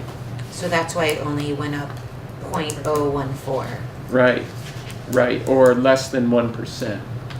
So this is also assuming a merged system, so it's 1% difference for Brattleboro taxpayers or for all of the merged? Yeah, at this point, I made sure I wrote hypothetical wherever I could, and you know, this is a totally hypothetical analysis of just Brattleboro. But I am saying, as you heard earlier, that I think that this will be representative of most of our systems. Brattleboro Union, their proposed budget is up less than this. We have a meeting Monday night, so I haven't gone through this whole process with them yet because this just came out. We're the first, right? Their meeting's next Monday, yeah. We do have some of our schools, Guilford, Putney, Dummerston, considering adding PreK, just like Oak Grove has done. And those budgets initially are higher rate of increase. And for those, to answer your question, when I give them this analysis, it's going to show a higher tax rate for them. And I think you're raising the question, well, what does this mean for the merged entity? And definitely. I'm raising about 12 questions, but yeah, one of that, but then the other is, what does it mean to the Brattleboro taxpayers specifically, because we're not going to pay just right on that. So that's right. Yeah. So what you're This is a budget for just the Brattleboro town schools, as if we were going to Exactly. continue, Yeah. and presumably all the towns are doing this same kind of thing, and then they would have to like Frankenstein it all together with the transitional But board. that's my point, when we look at, so we can look and feel good about ours, and we could be very happy with ours and say, okay, it's only 1%. But if the merge system isn't at 1%, then our taxpayers would be looking at a different number. But Right. we can only control this at this moment, so Yeah. that's all the best we can do. I don't care about that, I mean, yes, but my thought process is, what's the bottom line that the Brattleboro taxpayer is going to pay when we Yeah. come into a merge system? And that's where So that's what I'm we- trying to understand. Yeah. I think we're doing the same thing, just coming at it from Yeah. a slightly different way. I mean, the bottom line I always think about when we bring this to the taxpayers, how much more are we asking for the people who elected us to pay in taxes? Yeah. And so I jump too far when I'm looking at too many numbers, I suppose, but I'm just jumping ahead in my head. I'm like, okay, well, I don't like, just the way my mind is going. I'm not real happy with the 17,209 per student number. I mean, we talked about 4.8% increase last time. And I wasn't real thrilled with that, but willing to let it go because I wanted to see what the current equalized student number is. So this year, we don't really have a true equalized student number that represents exactly what's going on in Brattleboro, although we're putting together a budget trying to deal with what's going on currently in Brattleboro. So I feel like, okay, then I'm not gonna scream too much in my head that we're doing something wrong here, because we did feel confident in our analysis that this is what we wanted for our kids, that we needed for the Brattleboro needs. So then I jumped from, okay, it's 17,209, don't like that number in my head, but okay, so what does that mean? And so I'm jumping to 1% to see if that's okay in my head. Do I feel comfortable with it? But I can't, is my conclusion. Wait, what is the 1% part? The bottom line. The bottom line of what the taxpayers see. would be paying in addition, but I can't really jump to that percent because, as you point out, we're not, Right. that's not the total Yeah. amount that will And- be in there in the end. Also, the equalized pupil numbers was basically a guess, right? Right. As you're trying to figure out, well, what would that be, just Brattleboro was part of it, so It's I all don't feel like you a can guess, put too much weight on the 17,209 because we didn't really have the exact number of equalized pupils, so that's kind of like an estimate to even do that math. That's the whole thing. I think the other thing I just want to reiterate is, so I do have the census data that Mark and Jerry and Kelly submitted by school. And so we are, as I mentioned, they're all tiny numbers, so it's hard to pick them up. But we are proposing a budget based on a current census of 885 students. That's pre-K through 12. So that's what this money covers. And that compares to 887 for the present year. So from a point of view of, are we proposing a budget that reflects the services to our students? That's another reason why I think it's a reasonable analysis to basically freeze the equalized student number. We know that poverty hasn't changed dramatically. We know our actual numbers haven't changed. But it's hypothetical. So maybe one other point that's something we don't control, but it affects taxes, and that is the CLA. So you may have already heard from your town office. I've just got that number. That's also here, line 32. Pretty stable. It's coming in at 103.7, and the current year is 104.3. So, not a significant impact. But the other kind of good thing is it shows we've had a very long trend in Brattleboro the CLA rising, which means property values have been declining and, selling for less than tax assessed value. That trend is seemingly flattening out, which is, I think, a positive thing. Is that what it's going to be, the 103.72? That is from the Department of Public. I think that's a settled. That's fixed. That one we know is not going to move. Well, the property owners have the opportunity to appeal every year. They do, and there often is some fairly small adjustment in April for that number, but I have not seen that number change substantially. Are all our other numbers in our budget fairly set? Like the insurance is for sure. This insurance still hasn't been formally approved, but the VHI estimates have been pretty good in the last 5 years. When they say 10%, they're pretty close to that. So, but our biggest number is our negotiated agreement with our teachers, and that is settled, of course, through 2020. So a couple of, just to get a sense of the moving parts, the things that can change. The yield will be set finally a little By further the out. legislature, yeah. And the equalized pupils might change, but it's, unless we got a whole bunch of special ed kids in kindergarten or something, Yep. it's going to be pretty close. I think so. Are there other parts of the formula or parts of this that are estimates that will significantly or even a little bit affect it? Well, we focus mostly on tax rates because it's we can derive a number, and it's a tangible number. The number that actually affects more people than a property tax rate is the second number underneath the 10,666. That is the income, they call it income dollar equivalent yield, and that is subject to change. That's the one where they essentially apply the income sensitivity statistic. Yes, This is 104. Yeah, so that's subject to change, and again, that's when if your property value tax assessment is greater than the percentage of your income that this statistic calculates, then you pay the lesser of the two amounts. So, and we know most of our residents are subject to income sensitivity. Those calculations are down on line 34 that show the income sensitivity impact, which is less than 3%. I don't want to go too deep into the weeds, but that means the income dollar equivalent slashed per 2% of household income is if I don't understand it. If your income is $26,000, you only pay that percentage that's down here on line 34. Yeah. 2.63% of your income.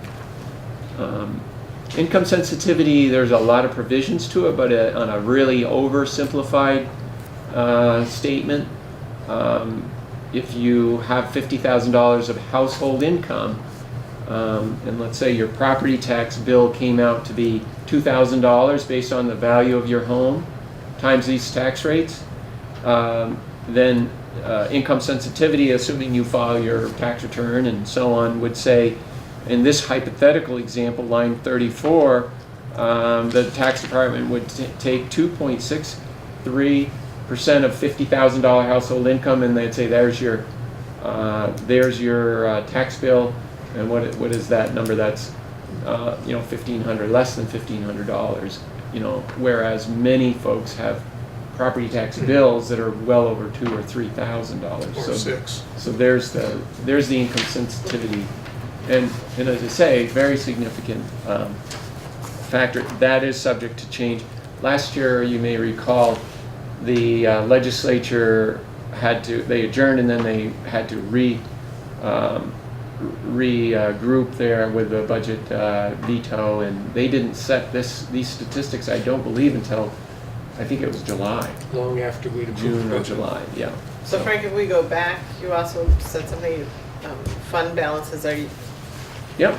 just remind us on what you're recommending that we take out of fund balance. And if there's anything changed in these, we should. Yeah, so back on page 1, I again, just trying to be apples and apples as best we can. You see, we've got the 15,368,000 in the expenditures in the middle of the page.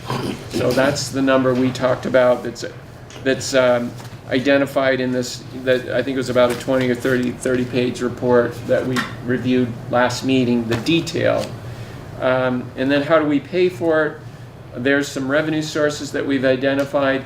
And then to answer your question, I've simply left the same assumption that we had this year. So that as we talk about these kinds of things, tax rates, we're not creating something that we have to adjust for when we're trying to understand what is the impact versus the prior year. So to put that into context, we ended up the year, now I'm looking at the fund balance recap for the general fund with $1,172,000 in fund balance. And then when you go down a couple of lines there, you see the proposed budget. We said we were going to refund some of that back. So if you take $1,172,000 and take away $330,000, that's $842,000. If we are on budget for fiscal year 19, right through June of this year, we got the revenue we projected, we spent the money we projected, we would have $842,000. And then in a hypothetical world, if we stayed as we are in terms of governance structure as a separate district, and we took another $330,000 away for fiscal year 20, then that's 800 minus 300 is going to be 500, right? 500,000 fund balance. And when you look at that in terms of a percentage, we're still in the 3 to 4% of our budget with a general fund reserve under that scenario. So far away from any sort of a insolvent situation or a difficult financial situation that might spike a future tax rate. That we're in very good fiscal shape. That's the general fund. The capital fund, we began fiscal year 18, 407,000. You see that on the next column over on page 1. And then we did the nearly $1 million capital improvement at Green Street School. Was very successful. But because we received more funding than we had projected for grants associated with Efficiency Vermont, the USDA, the Wyndham Wood Heat, we elected not to borrow funds because we paid for that improvement through the reserve. You can see $352,000 of that project cost came out of the reserve. And then when you go down to the bottom, we talked about this at the last meeting. For this past June, we actually did end up with $55,000 in the capital fund. That should be clear.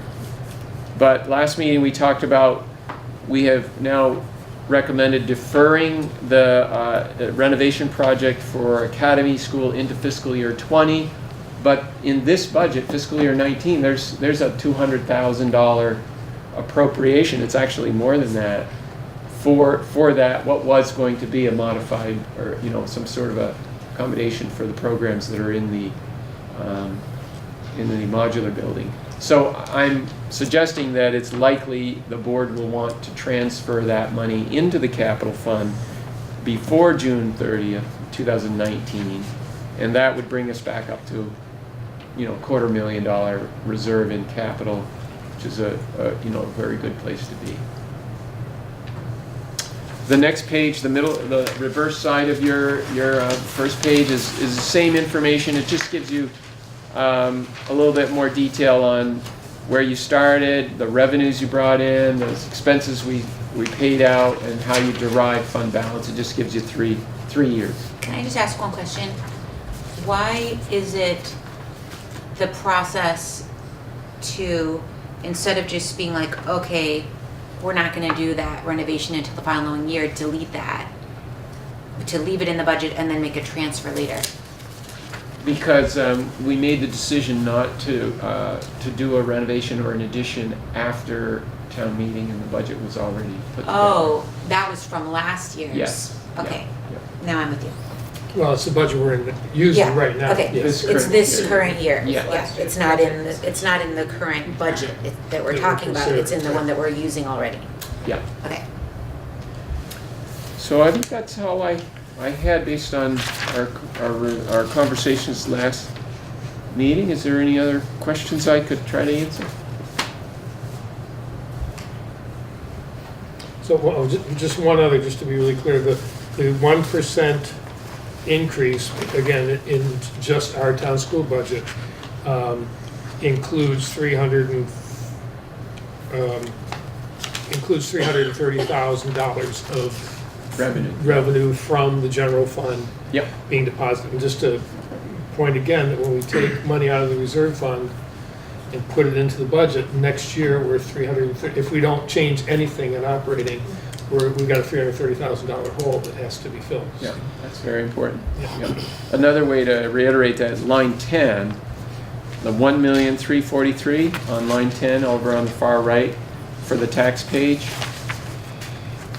that line includes 330,000 of our own, fund balance that we're saying we're taking out of cash and we're essentially preparing to, run a deficit and essentially not tax our public for that 330,000.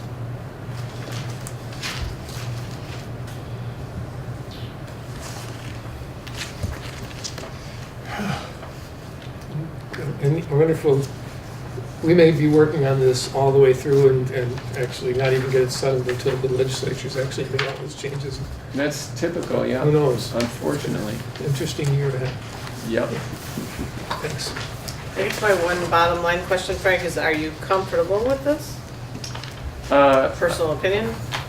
Yeah, I think, based on review with our principals in Lisle and knowing that our staffing hasn't changed, substantially, our enrollment's been pretty stable. This makes sense. I think that as we move through the process with our other member towns, if collectively that spending stays, up 5-6% over the prior year, I think we'll all want to look to see if this is the right year to make all of those new investments all in one fiscal year with a new entity. So Brattleboro hasn't really introduced a new program. The ones that we've talked about, there's a funding source that helps carry those costs. So that's why my answer is yes. With our other towns, we are not there yet with the funding source. And we haven't met. We've got draft budgets, I think, for everyone. Yes. Yeah, but we haven't gone through this analysis. This just became available to me a couple of days ago, so that's next round. I think it's also just worth considering, how you're framing this to yourself as we're not increasing the tax rate by 1%. We're increasing the tax rate over last year by 0.016%. It's just that the tax rate is 1% higher than the previous rate. It's 1.6 pennies, which is 1% higher.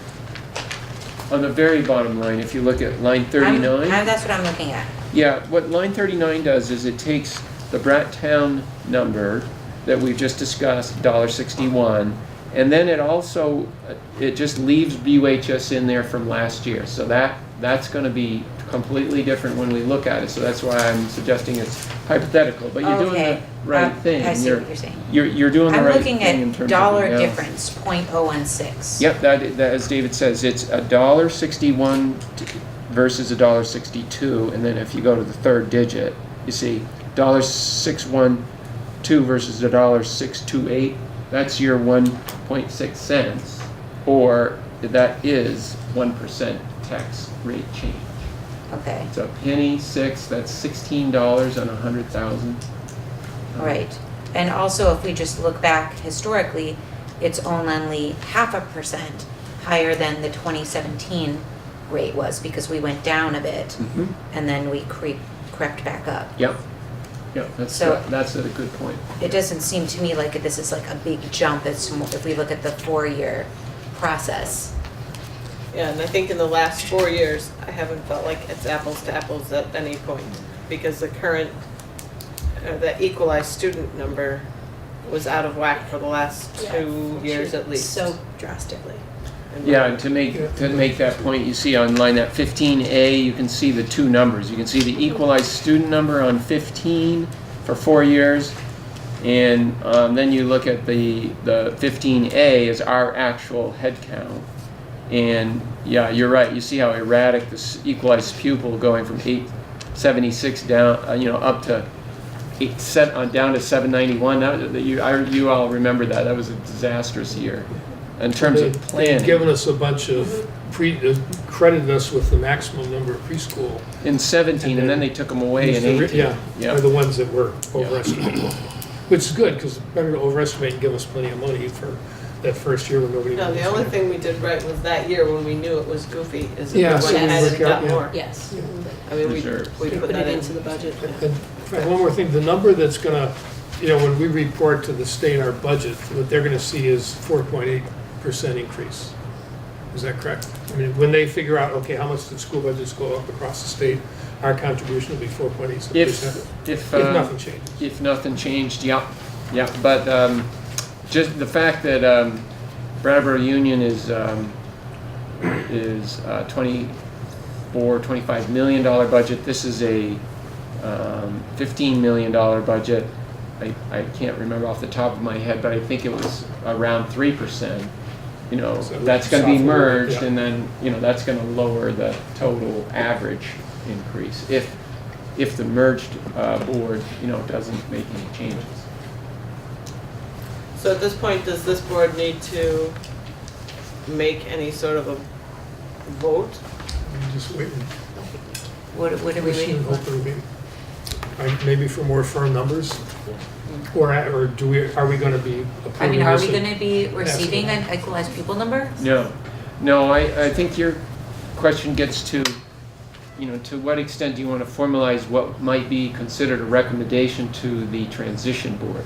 Exactly. And I think it would be a good idea to have an informal commitment. Like that a motion to make this the recommended budget, basically. Yeah. Well, it also tells the town that this is what we're proposing. So, Yes. yeah, in that process. So before we get to that, Franz, you're behind us, but you usually have some questions? I do have a question or two. One thing, I'm looking at the offsetting revenues on line 10, and we've heard that for some of the increases in expenditures, there are offsetting revenues available in the form of grants and the like. But the offsetting revenues year over year are almost the same at, 1.33 to 1.34 million, whereas the revenue increases are substantially more than that. So what's the difference there? Why aren't we seeing more of an increase in the offsetting revenues? Yeah. One of them is due to the way the bank industry offers short-term financing. You see how we have a substantial drop on the very first line on that page, going from a budget of $29,500 and interest income to $4,500. And given the way interest rates have changed, previously, when we do tax anticipation borrowing, we've been able to estimate our deficit cash flow and then go borrow. In Brattleboro Town's case, it's about $1 million. And the next day, we can invest that $1 million at a higher rate than what it costs us. That's what attributes to that $37,000 actual number in interest income in the fiscal year 18. But unfortunately, that product is not available from the bank. It's no longer offered to us. So what that leaves us is borrowing for a much shorter period of time, which also means our cash flow will be much lower. We really only need the $1 million for maybe a 2 or 3 week period when the town taxes are not payable to the school district yet, but the district obviously incurs the payroll on a regular basis, and you know your tax collection dates. So that's one reason. Now, that does mean that the cost of the borrowing has also been removed from the budget. So if you were looking at the detail and you went into interest expense, you would see that that's been removed.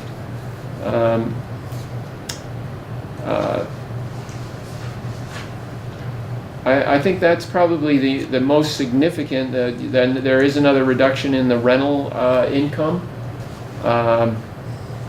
And that has to do with the way our PreK, that is to do with our special ed service program that has traditionally housed at Oak Grove, and now it's being shared between Putney, Oak Grove, and Dummerston. So because we don't host as much, we lose some of that revenue. And then on the sub-grants, you know, you're seeing a $29,000 increase there. That's the reference, the most significant reference to the new funds for Title I.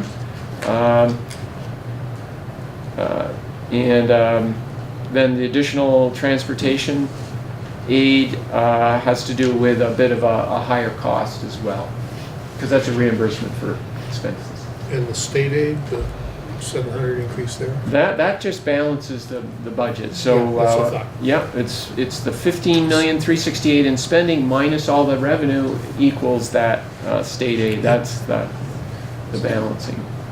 So when you balance it out that way, you're assuming that the state's going to provide that much money without us going over the limit for when we have to pay a penalty. Yeah. And that's based on the numbers you were talking about before, including that 10,666 number. That's right. From the point of view of the transitional board adopting the budget, though, I'm just trying to sort of go through in my mind what that process is going to look like. And as Jill was saying, you know, I think Jill was saying it kind of looks like a 5.2% increase year over year, especially if the offsetting revenue is about the same. So we're saying, oh, don't worry about it, the state's going to pick that up, which I guess is more or less true. But yeah, it seems, I don't know, it feels from a wrong. practical standpoint, I guess I'm sort of chiming in with Jill and saying this feels a little different from, you know, just business as usual. Yeah. And, you know, it's early to try to assign meaning to all this, but it's, you know, I'm feeling a little bit of distance there. No, it's a valid observation, and the thing is, the state has been pretty erratic in that denominator number that we've used to project tax rates, the yield. If you looked at your budget documents on our preliminary, or actually I think it was even the January planning document that's equivalent of this, the state was giving us guidance that the number was going to be about 9,800. And so we did a lot to bring our costs down, and that's why we used 330,000 of fund balance instead of nothing. So, you know, it's a pretty arbitrary number. What we know is the needs of the students, and we know how many students are in our buildings, and we know the success and the risk and the challenges. You heard some of that tonight. So, you know, when Jill says, am I comfortable with this? I am, from the point of view that we're staffing the schools responsibly, and we're getting great results. The state mechanics of manufacturing, the cost per student, deriving cost per student, there's a lot of randomness to that formula. and it's nothing that we control. And in terms of the functioning of this school board, I mean, we're all, at this point, I guess, assuming that the merger's going through, there's not gonna be an injunction to stop it from going No, through. the injunction appeal hasn't been filed yet, so that's not determined at all. Well, we don't know, but. No, we do know. If this board does not adopt a budget and there's an injunction against the merger, then there's no budget. And I don't know, we're just saying we'll deal with that if it happens, or? We've got Well, till this is the the end budget of for January that, to get right? Right, but is the board going to adopt a budget? I mean, I'm just hearing that maybe you're gonna vote on this and maybe you're not. I think the next thing we're gonna do, Franz, is after you got a chance, I was gonna ask for a vote of this would be our budget. Ah, okay, well. So then you know. that would leave us in our mind as well prepared as what this board's been trying to do all the time, of figuring out how to walk down two parallel paths to be ready for either eventuality. So that would say, this is the budget this Brattleboro Town School Board desires for the Brattleboro Town School District. And matter of fact, that could be the wording, I guess. If you adopt it as the budget, then my point is moot. Well, the only problem with that, Joe, is, well, you can make the motion, we can talk about it, or talk about it first. Well, yeah, the problem I see with that is because of the moving parts, and particularly the denominator, the yield, we don't really know. I mean, we could wait, we might find out in a few weeks, and we've got until the end of January to, I mean, we can say this is what we're gonna send to you because this is to the transition board, because this is our best knowledge right now. But as far as actually adopting it to be printed and sent to, and put in the town, But that doesn't happen. the town, if we're sending it to the town and we're gonna have, present at a town meeting, I'd suggest we wait until later in January to see if any of these numbers firm up. We'll at least have the WHS number for sure, although I guess that won't matter too much in our budget. Yeah. But, that's what I think. But I definitely would say if we're gonna that we approve this as our best estimate to send to the transition board. Because that's all we have to do. They have to decide what to accept. That board does. So we wanted to make a motion. Okay. I move that we accept the budget we were presented on, was it December 19th? Yes. December 19th as a recommendation to the Unified Union District Transition Board. Any other discussion by the board? Just so we're clear, what David's recommending just makes our statement known of what we want. Should there suddenly be some sort of an injunction, then that things need to continue on as usual, then we would need to do a formal process. My understanding at the moment would be that we're not sending anything to the town for the town report. I think we're giving them the historical data that we normally have, and the only new information they haven't already received is going to be the fiscal year 18 actual. As you know, we usually give them 4 columns. Proposed budget, which we will not be doing this year in that format, but then we give them the current year budget, we give them the prior year actual, and we give them the budget that prior year actual is compared to. So we'll give them those 3 columns. 2 they've already seen. 1 is what happened as of June 30th, 2018. We'll prepare those schedules and send them to the town offices as soon as we can. But those don't require any of your votes. You've already taken the action. We're not actually sending anything to the town, as you were mumbling about there. If there was an injunction, then we would have to have a budget approved by the town, though. Right. And if that should happen, and we should find out that they changed the yield significantly, and we're looking at a 4% or 8 So I cent feel like we're increase in the tax safe rate. in doing this, because if all these other things that are in if categories would be looked at by a transitional board anyway, and if there is an injunction, we would have to come back and do something more anyway. So, yeah. So then I'm feeling comfortable with that motion. Did we have a second on the floor already? Yeah, So all in Ken favor? seconded it. Aye. Already. Okay, so that moves us on to, we revisited the fund balance, right? We've been B, C. I just want to see if there's any more budget things over here on the new business part. What about review? So, under unfinished business, just so we can maybe let Frank, and if Franz wants to go, well, Franz might want to stay around for another part, but representation on the transition board is still under unfinished. And then under new business, we have presentation preparation to discuss with the pre-K provider, if you have more thoughts on that. Review numbers of students by class for each school in Brattleboro town, and numbers of students by class for the merged entity. I think Niall has that. And revisiting a possible letter about Vernon's inclusion in Wyndham Southeast Supervisor Union. So we'll finish on unfinished with representation on the transition board. Yes? Yeah. Everybody's good? Okay. We need Frank to stay, or can we let Frank go with those topics? Do you want to be here when we talk about the possible letter about Vernon's inclusion in Wyndham Southeast Supervisor Union? I saw the draft, and I think it's good. My draft you've seen. Yeah. All right, so then we can let Frank go home, right? Sounds good. Frank. Thank you. Thank you. Thank you. All right. Representation on the transition board. By the way that is written, it would be normally the clerk and the chair, which would be Spoon and myself.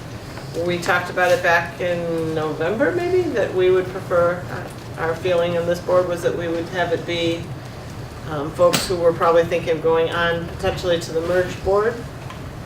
And everyone was to soul search and figure out what they were doing. So I guess we could start by, is there anyone who would like to be on the transition board? I would. Me too. So and I would. And I would. So there's 4. Spoon, did you want to say anything? So then, that's not a very easy way to do a vote. We could all go and have a half a vote. Yeah. Which actually I would advocate. How would that work, Len? We'd need extra chairs, and they'd be mad if we all talked all the time. Yeah, but you could each go and have a 0.5 vote. You could decide which 2 are the voting members and all go, which makes sense to me, that you would, much like we do with the supervisory union now. Right, people can come that aren't voting members. And you can caucus. Well, that if you goes wanted to. without saying, any member of the public is invited to go. Right. Yeah, the only What difference the is issue that is, who's the voting members? the public doesn't sit at the table. So, Right. But the board members do, even if they're not voting. Right. So you think that So would be that's appropriate in this Well, situation as well? if the board decides to do it that way, I mean, there's no format for this.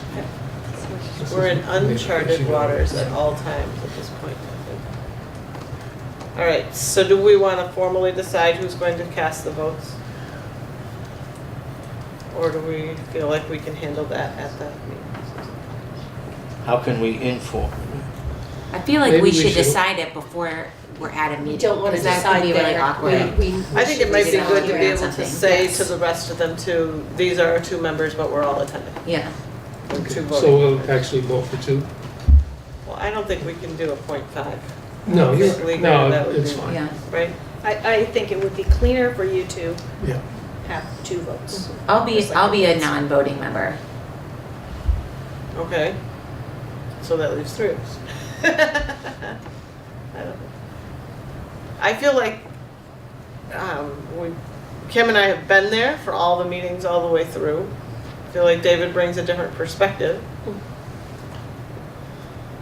And Robin as well, so I'm glad if we all are intending to attend. I'd like to support David. So you make that a motion. That's probably the way to do it. Make it a motion. Do we Is have that the way? All right. Do we have a second? I motion that we support David's goals as at least one who's, I don't know how I'm not making any other statements, that's all. Well, we're in uncharted territory, so that seems like the way to go. We need a second for that. I'd like to revise it, Spoon, if possible. I'd like to nominate David and Jill to be the voting members. As what? Seconded. But that takes you out. I'm fine with that. I can be a backup if need be. Kim and I'll be the lieutenants. I do think, and I do think it's important to have multiple ideas and sides involved. Okay, so do we have do you accept the friendly addition to your amendment? What is the amendment now? It would be to nominate David and Jill. As the voting, As the voters? yes, as the voting members. You're okay with that? We need a second. Second. All in favor? Aye. All right, we've made a decision. Hopefully, the transitional board can make decisions as easily as we just did. All right, next on there is presentation preparation. Yes. David, what have you thought of on that? Deb contacted Janice Stockman, and we're gonna meet, I believe it's 10 o'clock Monday morning. Perfect, so we'll talk And, more. bring that and into talk next about- agenda. 2 p.m.? Yeah. Oh, So we'll put this on the next Thank agenda Yeah. to look at Oh, that that's good. I again. can go to the video. What time is the video? 11. I'll confirm that for you. Thank you. And we actually also have Mariah from Westby who's joining us. What was that, Deb? Mariah from Westby is joining us. All right, so then let's look at student numbers for the Brattleboro town and by the merged entity student numbers. And Lyle looks to have a piece of paper.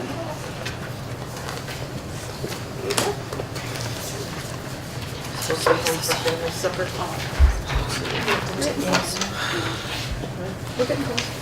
I'm not certain what you want to do with this. Here are all the numbers. We put it by grade, by school. And you can see, for instance, Academy in green, in a couple cases in Vernon, it just means a class of 15, a class of 18, a class of 17. What did you say about Vernon? A couple of cases of Vernon has more than one class per grade. So just like Academy, Yeah. 15, 18, What 17. happened with the second grade in Dummerston? Yeah, Wow. over here. There was something in the water Yeah. that was the opposite. 2010 So was not Dummerston a has good year. one fifth grade class, one teacher of 26 kids. Yes.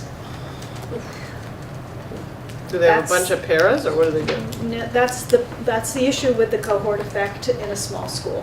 You have Putney to make does the, too. you have to make the decision of, and Vernon's made the decision to split it. If you look at the same class in Vernon, they've split it into a class of 12 and a class of 13. And Putney has 26 as well. Yeah. Yeah. And these are as of right now. Yeah. But Vernon pays for it on its own in the merged entity because Vernon's not merged. Yeah, well, they're paying for it right now. Yeah. Right. Yep. Okay. This is good to know, good to have, right guys? Yeah. I gotta do math again and total it, Yes. just out of curiosity.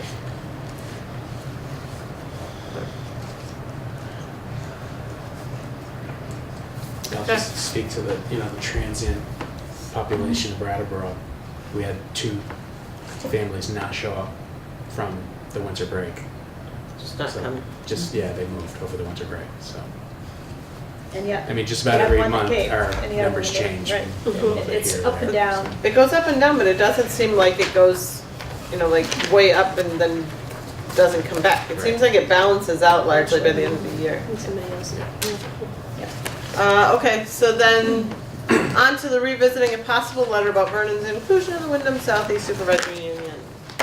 So, Did you send a letter around? no, I didn't send a letter because I didn't know whether you all wanted to do a letter. I have a letter if you all want to do one, but I thought we were all thinking, searching our souls again, I guess, whatever, figuring out what we wanted to do. Is it an issue that concerns anybody else that you feel like we need to have a letter sent from our board saying to the Board of Education and the Secretary of Education, we're concerned, we don't think this is the right thing to have done. And we think that Vernon should go to a different supervisory union so that ours can have more of a cohesive and effective structure. Or Good question. is it something that you don't want to do as a board? And if that's the case, then I think that that's not a board decision, and if anyone else feels that way, then they, I think, would talk to me individually. Because I do feel that way, and I do intend to write a letter and send it. You said you don't like what they've done, but they haven't done anything yet. What they did is they said Vernon's going to go somewhere else. They're not going to be with us, and that's it. And since they've said we haven't looked at supervisory unions yet, so we might create this other structure so Vernon can stay with you. But that's not done yet. I thought what they said that been was created? they directed Vernon to proceed as if they were going to continue to be in WSESU. And that's So what we got. it's true that they didn't do anything yet, but the advice that they gave them was act as if this is what we're going to do. And that's the advice that they gave Frank as well, that And that's budget from the as though, state right. That's an agency of ed, not the state board of ed. Correct. Okay, so they're giving advice based on what they think Yeah. the state board might do. Good job. Well, and rightly so. I'm not saying Vernon deserves to have some idea of how to put together a budget at this point. I mean, I completely get why somebody's saying to Vernon, go forward the way you are, Yeah. because that makes sense. Well, and they said For that to us, to our SU as well, put it together as if you're gonna have the Vernon Road. So, Even though, right now, the way it stands, we won't. what do you mean the way it's The standing? way the decision for Vernon was not to merge them with us, and they haven't made any decisions about SUs. Correct. So Vernon is not formally aligning, and our merged district are not formally forming an SU. That hasn't been established or created or recommended or anything, so. Everything you're saying is right, everything we're saying. I mean, it's just a Yeah. matter of how much, I guess then it comes back to my question. How much of this do we let this drag on for another 3 months or 2 months or 2 days? I don't know when the State Board of Ed is going to make its decision. Do we feel strongly enough about it that we as a board wish to make a statement to the State Board of Ed that we urge them to figure out and make a decision? Do we want to urge them to make a specific decision that's different than what they're sending for right now? There That, I might be think, is something the that I question. don't understand about why they said that. I mean, obviously there is, because I don't understand why they said that. But I feel like a supervisory union with one school district that has like 1,000 students and one that has 154, 2,000 students, actually. okay, is very odd. And if they are dictating that we continue as we have had equal per school district representation on the board, then that would be why it just seems very unfair and hard for me to understand. So I feel like at the point where no decision has been made, this is a good time to voice what we wish they would do, rather than wait till a decision has been made and then try to protest it, where you're much less likely to have an impact with a letter at that point. It seems to me that this would be a discussion and a decision for the transition board. Oh, I don't think so, No, because it's we're the not. largest board. And the transition board can do their own letters as well. And I know the Putney board and Guilford board are also looking at this. I don't know about them. But isn't the transition board is preparing for the merged school district? Yes, but the majority of their work is really the budget work. That's their charge. That's their charge. There are other things like the name of the new merged district, but the majority of their work is really to prepare a budget to present to the new board members, the new merged board members. Will they be looking at the articles of agreement?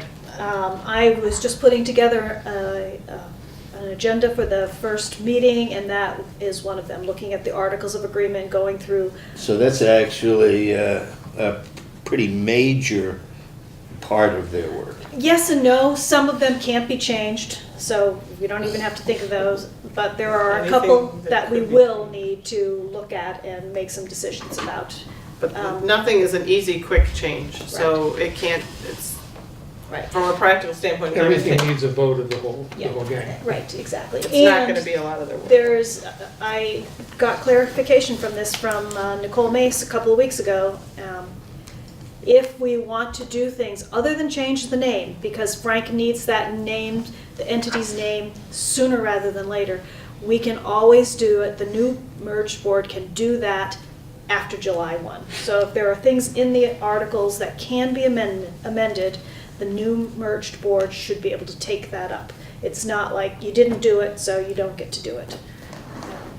So, for instance, what was it that you just had talked about? You just said something. It made me think of something.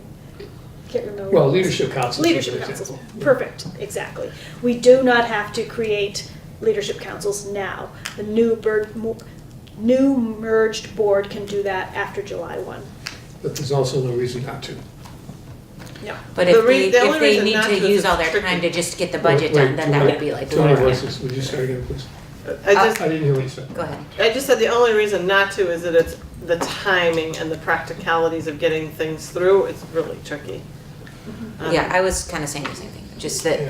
the priority would be first forming the budget, and then if there was time left before the other board met, then maybe they could look at some of that. Because I would like a clean merger. Well, it's a little bit off the letter thing, but I want to read Right, it is. all of these budgets are going to be prepared, and it may wind up, depending on how they come in and what the per pupils are and see all the other factors, and maybe we just staple them together and figure out the combined rate, and that's the end of it.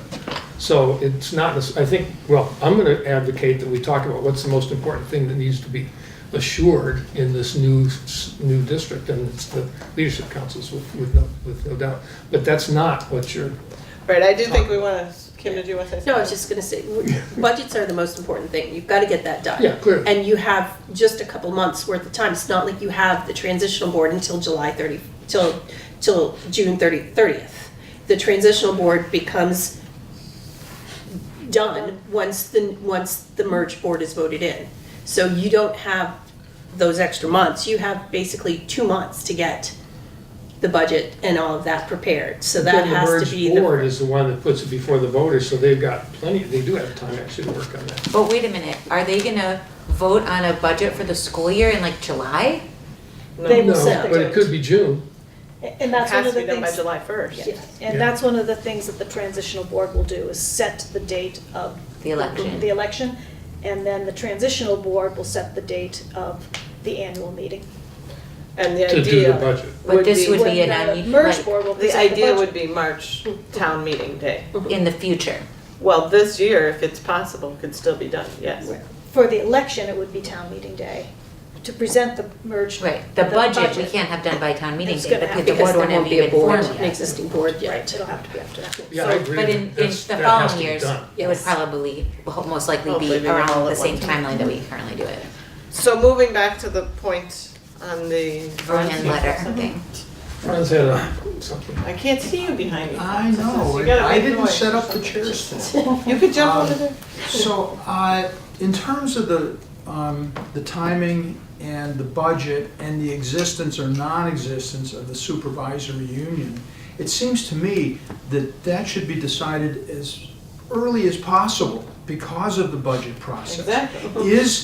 Is the supervisory union going to have a budget? Who's going to decide that budget? How is it going to be apportioned among the different towns? I mean, all this stuff, I think, needs to be decided soon. The finance committee that Nancy and I are from have not had a chance to talk about this in depth, but we have a meeting tomorrow that we're going to talk about it and try to decide whether we think that as a group we should take action or not. But I think it is legitimately the role of a board, if they want to. If you don't want to, then don't. But if you do want to, I think it's legitimate and important to send that advice onto the Board of Education so that it can be settled as soon as possible to permit the budget process to go forward. I personally, if you want to do it, I wouldn't wait. That's what I'm saying. I agree with that, and I think we should send a letter telling them to make up their minds.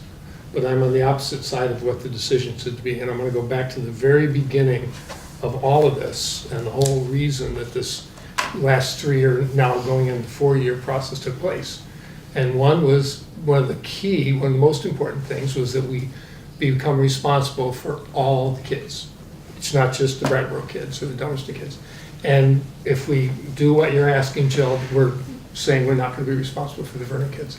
But And Vernon, that matters because those kids will not have the coaches working with them in literacy and math. They won't necessarily have the same curriculum. They won't have the administration and record support and finances. They won't have the same superintendent and necessarily the same curriculum. And they're still going to be sending the kids to the high school. So there's that issue. The other thing that was really important in this process was to try to find ways to save money. And by putting Vernon into some other supervisory union, all the costs that they currently provide to the SU, with the exception of special ed, which is a big one, but with the exception of special ed, all of the support that they currently give the SU will have to be picked up by the rest of us, which is a move away from efficiency. So for those two reasons, I would much rather they create some sort of a form that makes it legal, but not necessarily, well, make a decision, but make a decision that allows them to stay with us. So. And I understand that it's really complex, and this has been complex from the very beginning, and Rebecca Holcomb could not have been more wrong when she said we look like the poster child for merger, when obviously we don't. So obviously I feel differently. Yeah. Not completely opposed. I mean, the difference in my thinking is that yes, from the very beginning, the idea was to make it the most efficient possible and to care for all of the kids. I absolutely agree with that. And I sat at all of those study committee meetings trying to find a way to keep Vernon in. And I also don't think that, I don't feel like I'm saying, Vernon, you have to get out. Vernon chose that they want a different structure, and they know that when they chose that, they said, by the way the law was structured, they wouldn't remain with our supervisory union. Similarly now, David, we have a lot of other schools that send kids to us that are not part of our supervisory union. And so my suggestion would be that they join with those schools, like Marlboro, Dover, Westover, that do send to our high school but do not belong to our supervisory union. They have much more in common in that way. I also would like to see, this doesn't have anything to do with this letter, but I would hope that we come up with a way to have them have some sort of a seat at the table for board structure, even though they're not part of the supervisory union, that there be some sort of a place for people that are, for towns that are sending all their kids to us, or most of their kids to us, to have a voice, maybe not a vote, but a voice and part of the decision-making process, particularly at the high school level. That doesn't have anything to do with this. I just feel like it doesn't make sense. One more thing. Sorry. That the problem for me under the efficiency section falls under, it doesn't make sense, which may be where you're going, Robin, I'm gonna guess it is. We would be putting many additional layers of burden on the central office and not being able to streamline like it's supposed to because of essentially 2% of the entire student population. And that is what it doesn't make sense. If you wish, I can read quickly, it's not a very long letter. And then you would know what I'm saying. We write, as members of the Brattleboro Town School District Board, we have concerns with the board representation and the supervisory status for our town of Brattleboro. As of November 30th, we understood that the elementary school districts of the towns of Brattleboro, Dummerston, Guilford, and Putney, plus Brattleboro Union District 6, would be merging into one entity. Vernon was not included in that merger, as the town has school choice for 7 to 12, unlike the rest of towns. Vernon has also been very clear that their top priority is to maintain school choice for their population. In fact, Vernon even passed a vote to leave BUHS number 6 specifically in order to maintain school choice. Further, our board also understood that the board representation as mandated in the Articles of Agreement for the Board of Education require our newly created board to have 2 representatives from each of the merging towns. They are to be voted on by the entire population. Recently, Vernon received a letter from you, Secretary French, indicating that they are to consider themselves part of the Wyndham Southeast Supervisory Union, quote, for the time being. We urge a prompt and full consideration of Vernon's supervisory union assignment being placed with Wyndham Southeast. 1, this action goes directly against the stated goal of Act 46, as noted under the law, Section 2, goals, and number 3, maximize operational efficiencies through increased flexibility to manage, share, and transfer resources. And then my notes, or my comments, not quoted anymore. Because of Act 46, all of the other towns will be merged into one system. Until the receipt of the letter to Vernon, we were planning on one board, one budget, one accounting system, one employer to track, one unit in general. If Vernon is assigned to Wyndham Southeast, we will lose that efficiency. We will have one system, board, budget, employer unit for 4 towns. The town of Vernon will have another system, board, budget, employer unit.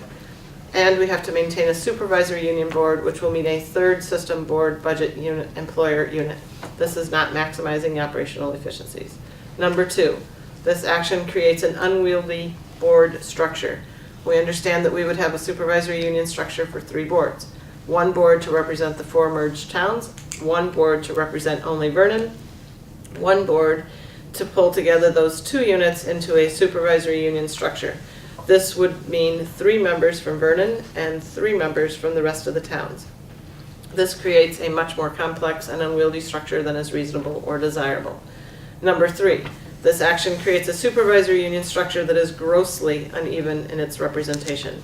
The 2017 population of the 5 towns which currently make up the Wyndham Southeast Supervisory Union include Vernon, 2,201, Dummerston, 1,777, Guilford, 2,118, Putney, 2,621, and Brattleboro, 11,487. Number 1, board to represent the 4 merged towns, a total population of 18,003. This board would be made up of 2 members from each of the 4 towns, but voted on by all. That would mean 1 board member for every 2,250 voters. Number 2, 1 board to represent Vernon, population 2,201. That would be 6 board members or 1 board member for every 367 voters. 1 board that combines the 2 equally, so 3 members from Vernon and 3 members from the rest of the town. This structure would give Vernon voters over 6 times as much power as the rest of the voters from the other towns. Number 4, this creates many additional layers of burden on our central office staff for a small percentage of the student population. The majority, about 80% of Vernon middle and high school students come to Brattleboro even though they have school choice. Historically, about 20% of their middle and high school age have chosen another school system. This represents less than 2% of the entire student population in our region of approximately 2,500 students in grades pre-K through 12. We are designing an entire supervisory union structure for a student population of only 20 to 30 children annually. We believe that assigning Vernon to Wyndham Central is a positive practical move because, number 1, Vernon would be in a supervisory union with other schools which also have school choice. Throughout all of the Act 46 discussions, Vernon has been clear that maintaining school choice was the most important factor to them. While they do not wish to leave the supervisory union, they have had a history of school choice that stretches back over 50 years. Number 2, Wyndham Central already has school choice students coming in daily from towns such as Marlboro and Westover. Vernon students are already treated the same as those students.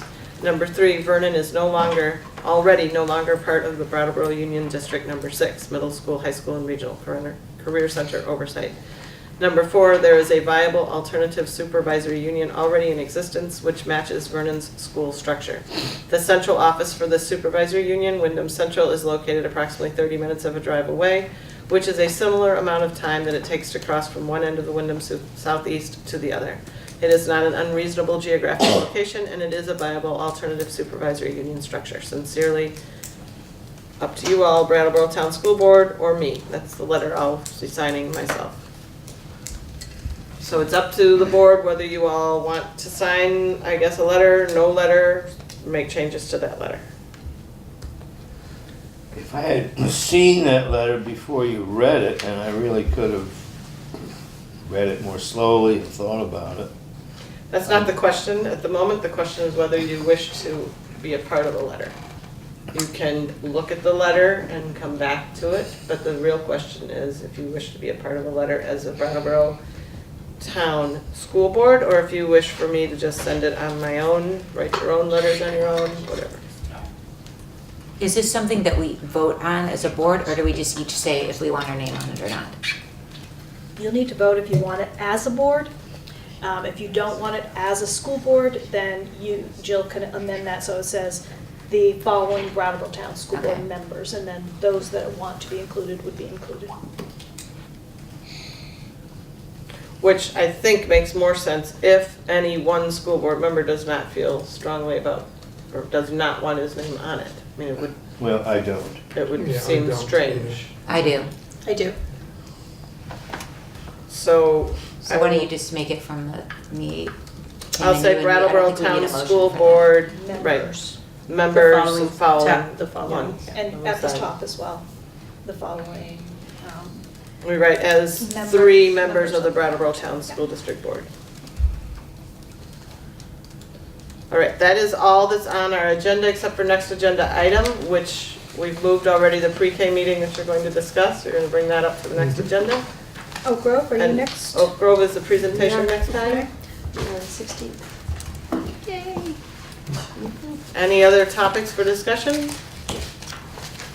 I think that, am I right that it's already on our next agenda that we're gonna revisit the VSBA Equitable Schools Toolkit thing after your presentation? I hope if it gets done, it was supposed to be done in November and then it was told December and we still have not received it. Okay, so maybe we should wait until we receive it and then put it on an Yeah, agenda after that would that. make sense, yeah. Okay. Lyle, do you know, when is the first transitional board meeting? It's going to be warned for Thursday in Guilford. Next week, Thursday. Wait, what was that? It's going to be warned for Thursday in Guilford. Oh, so the district meeting is Wednesday, and then the board Right. meeting will be the The next night. organizational meeting and then, right, yeah. What are you saying? What is, Guilford, had 6:30. it down for Wednesday the 9th. That's the organizational meeting where all of the transitional board members are sworn in and we agree to Robert's Rules of Order, elect a moderator, and Stephen Vote Brown on has the agreed. dates. Stephen Brown's agreed to do that. Going Set, to the amendment committee if Yeah. desired. yep. all And that. then the following And then the day. next day, they're Next gonna have another day, meeting. and then the transitional board will meet the next day and begin like setting a schedule for the meetings. subsequent. Yeah. What Set, so that's 6:30 in Guilford. How come you can't do it at the same time? Is that, it's not allowed? We really don't know how long the organizational meeting was going to take.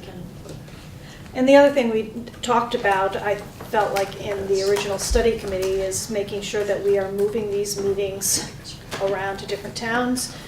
Guilford has a meeting scheduled that evening, so they could not make it into Brattleboro, so it just made sense to. Could we do a press release and sort of a media and school newsletter stuff announcement of that 9th, the Yep, meeting on yeah, 9th? I'm It's planning on supposed to doing be that, all yeah. the communities, so. Yeah, I was going to contact Chris Mays is usually my reformer person, Howard Wise Tisman, I would assume for NPR, and then a local radio station. The other one's, the Wednesday one is 6 PM at BUHS in the McCusick room The Wednesday 7 one p.m. is 7 o'clock in the gym.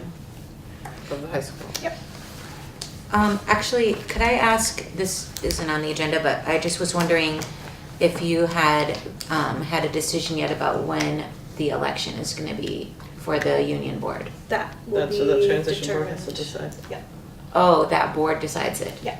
And, Okay. and it has to be done quickly if, because many people that I've heard, just board members like, it makes sense that it will be on town meeting day because there's already an People are election there. voting. Mhm. But that means petitions need to be out as soon as possible because they would have to be back into town clerk's offices on January 28th. It has And to be it's 6 30 members. signatures Yes, and people from your town. From your town. Not all the towns. Correct. Yeah. And speaking of which, this board has to take out petitions. if your term is up. in We have March. to do Which is a most of 3-month Yeah, stint as the, Correct. until So July we 1st. take staple together and take them. But who all, do we all know? I'm up. Who else is up? Spoon and I It's the are, 1 because year. we have 1 Yeah. year. So the two of you are on. Yes.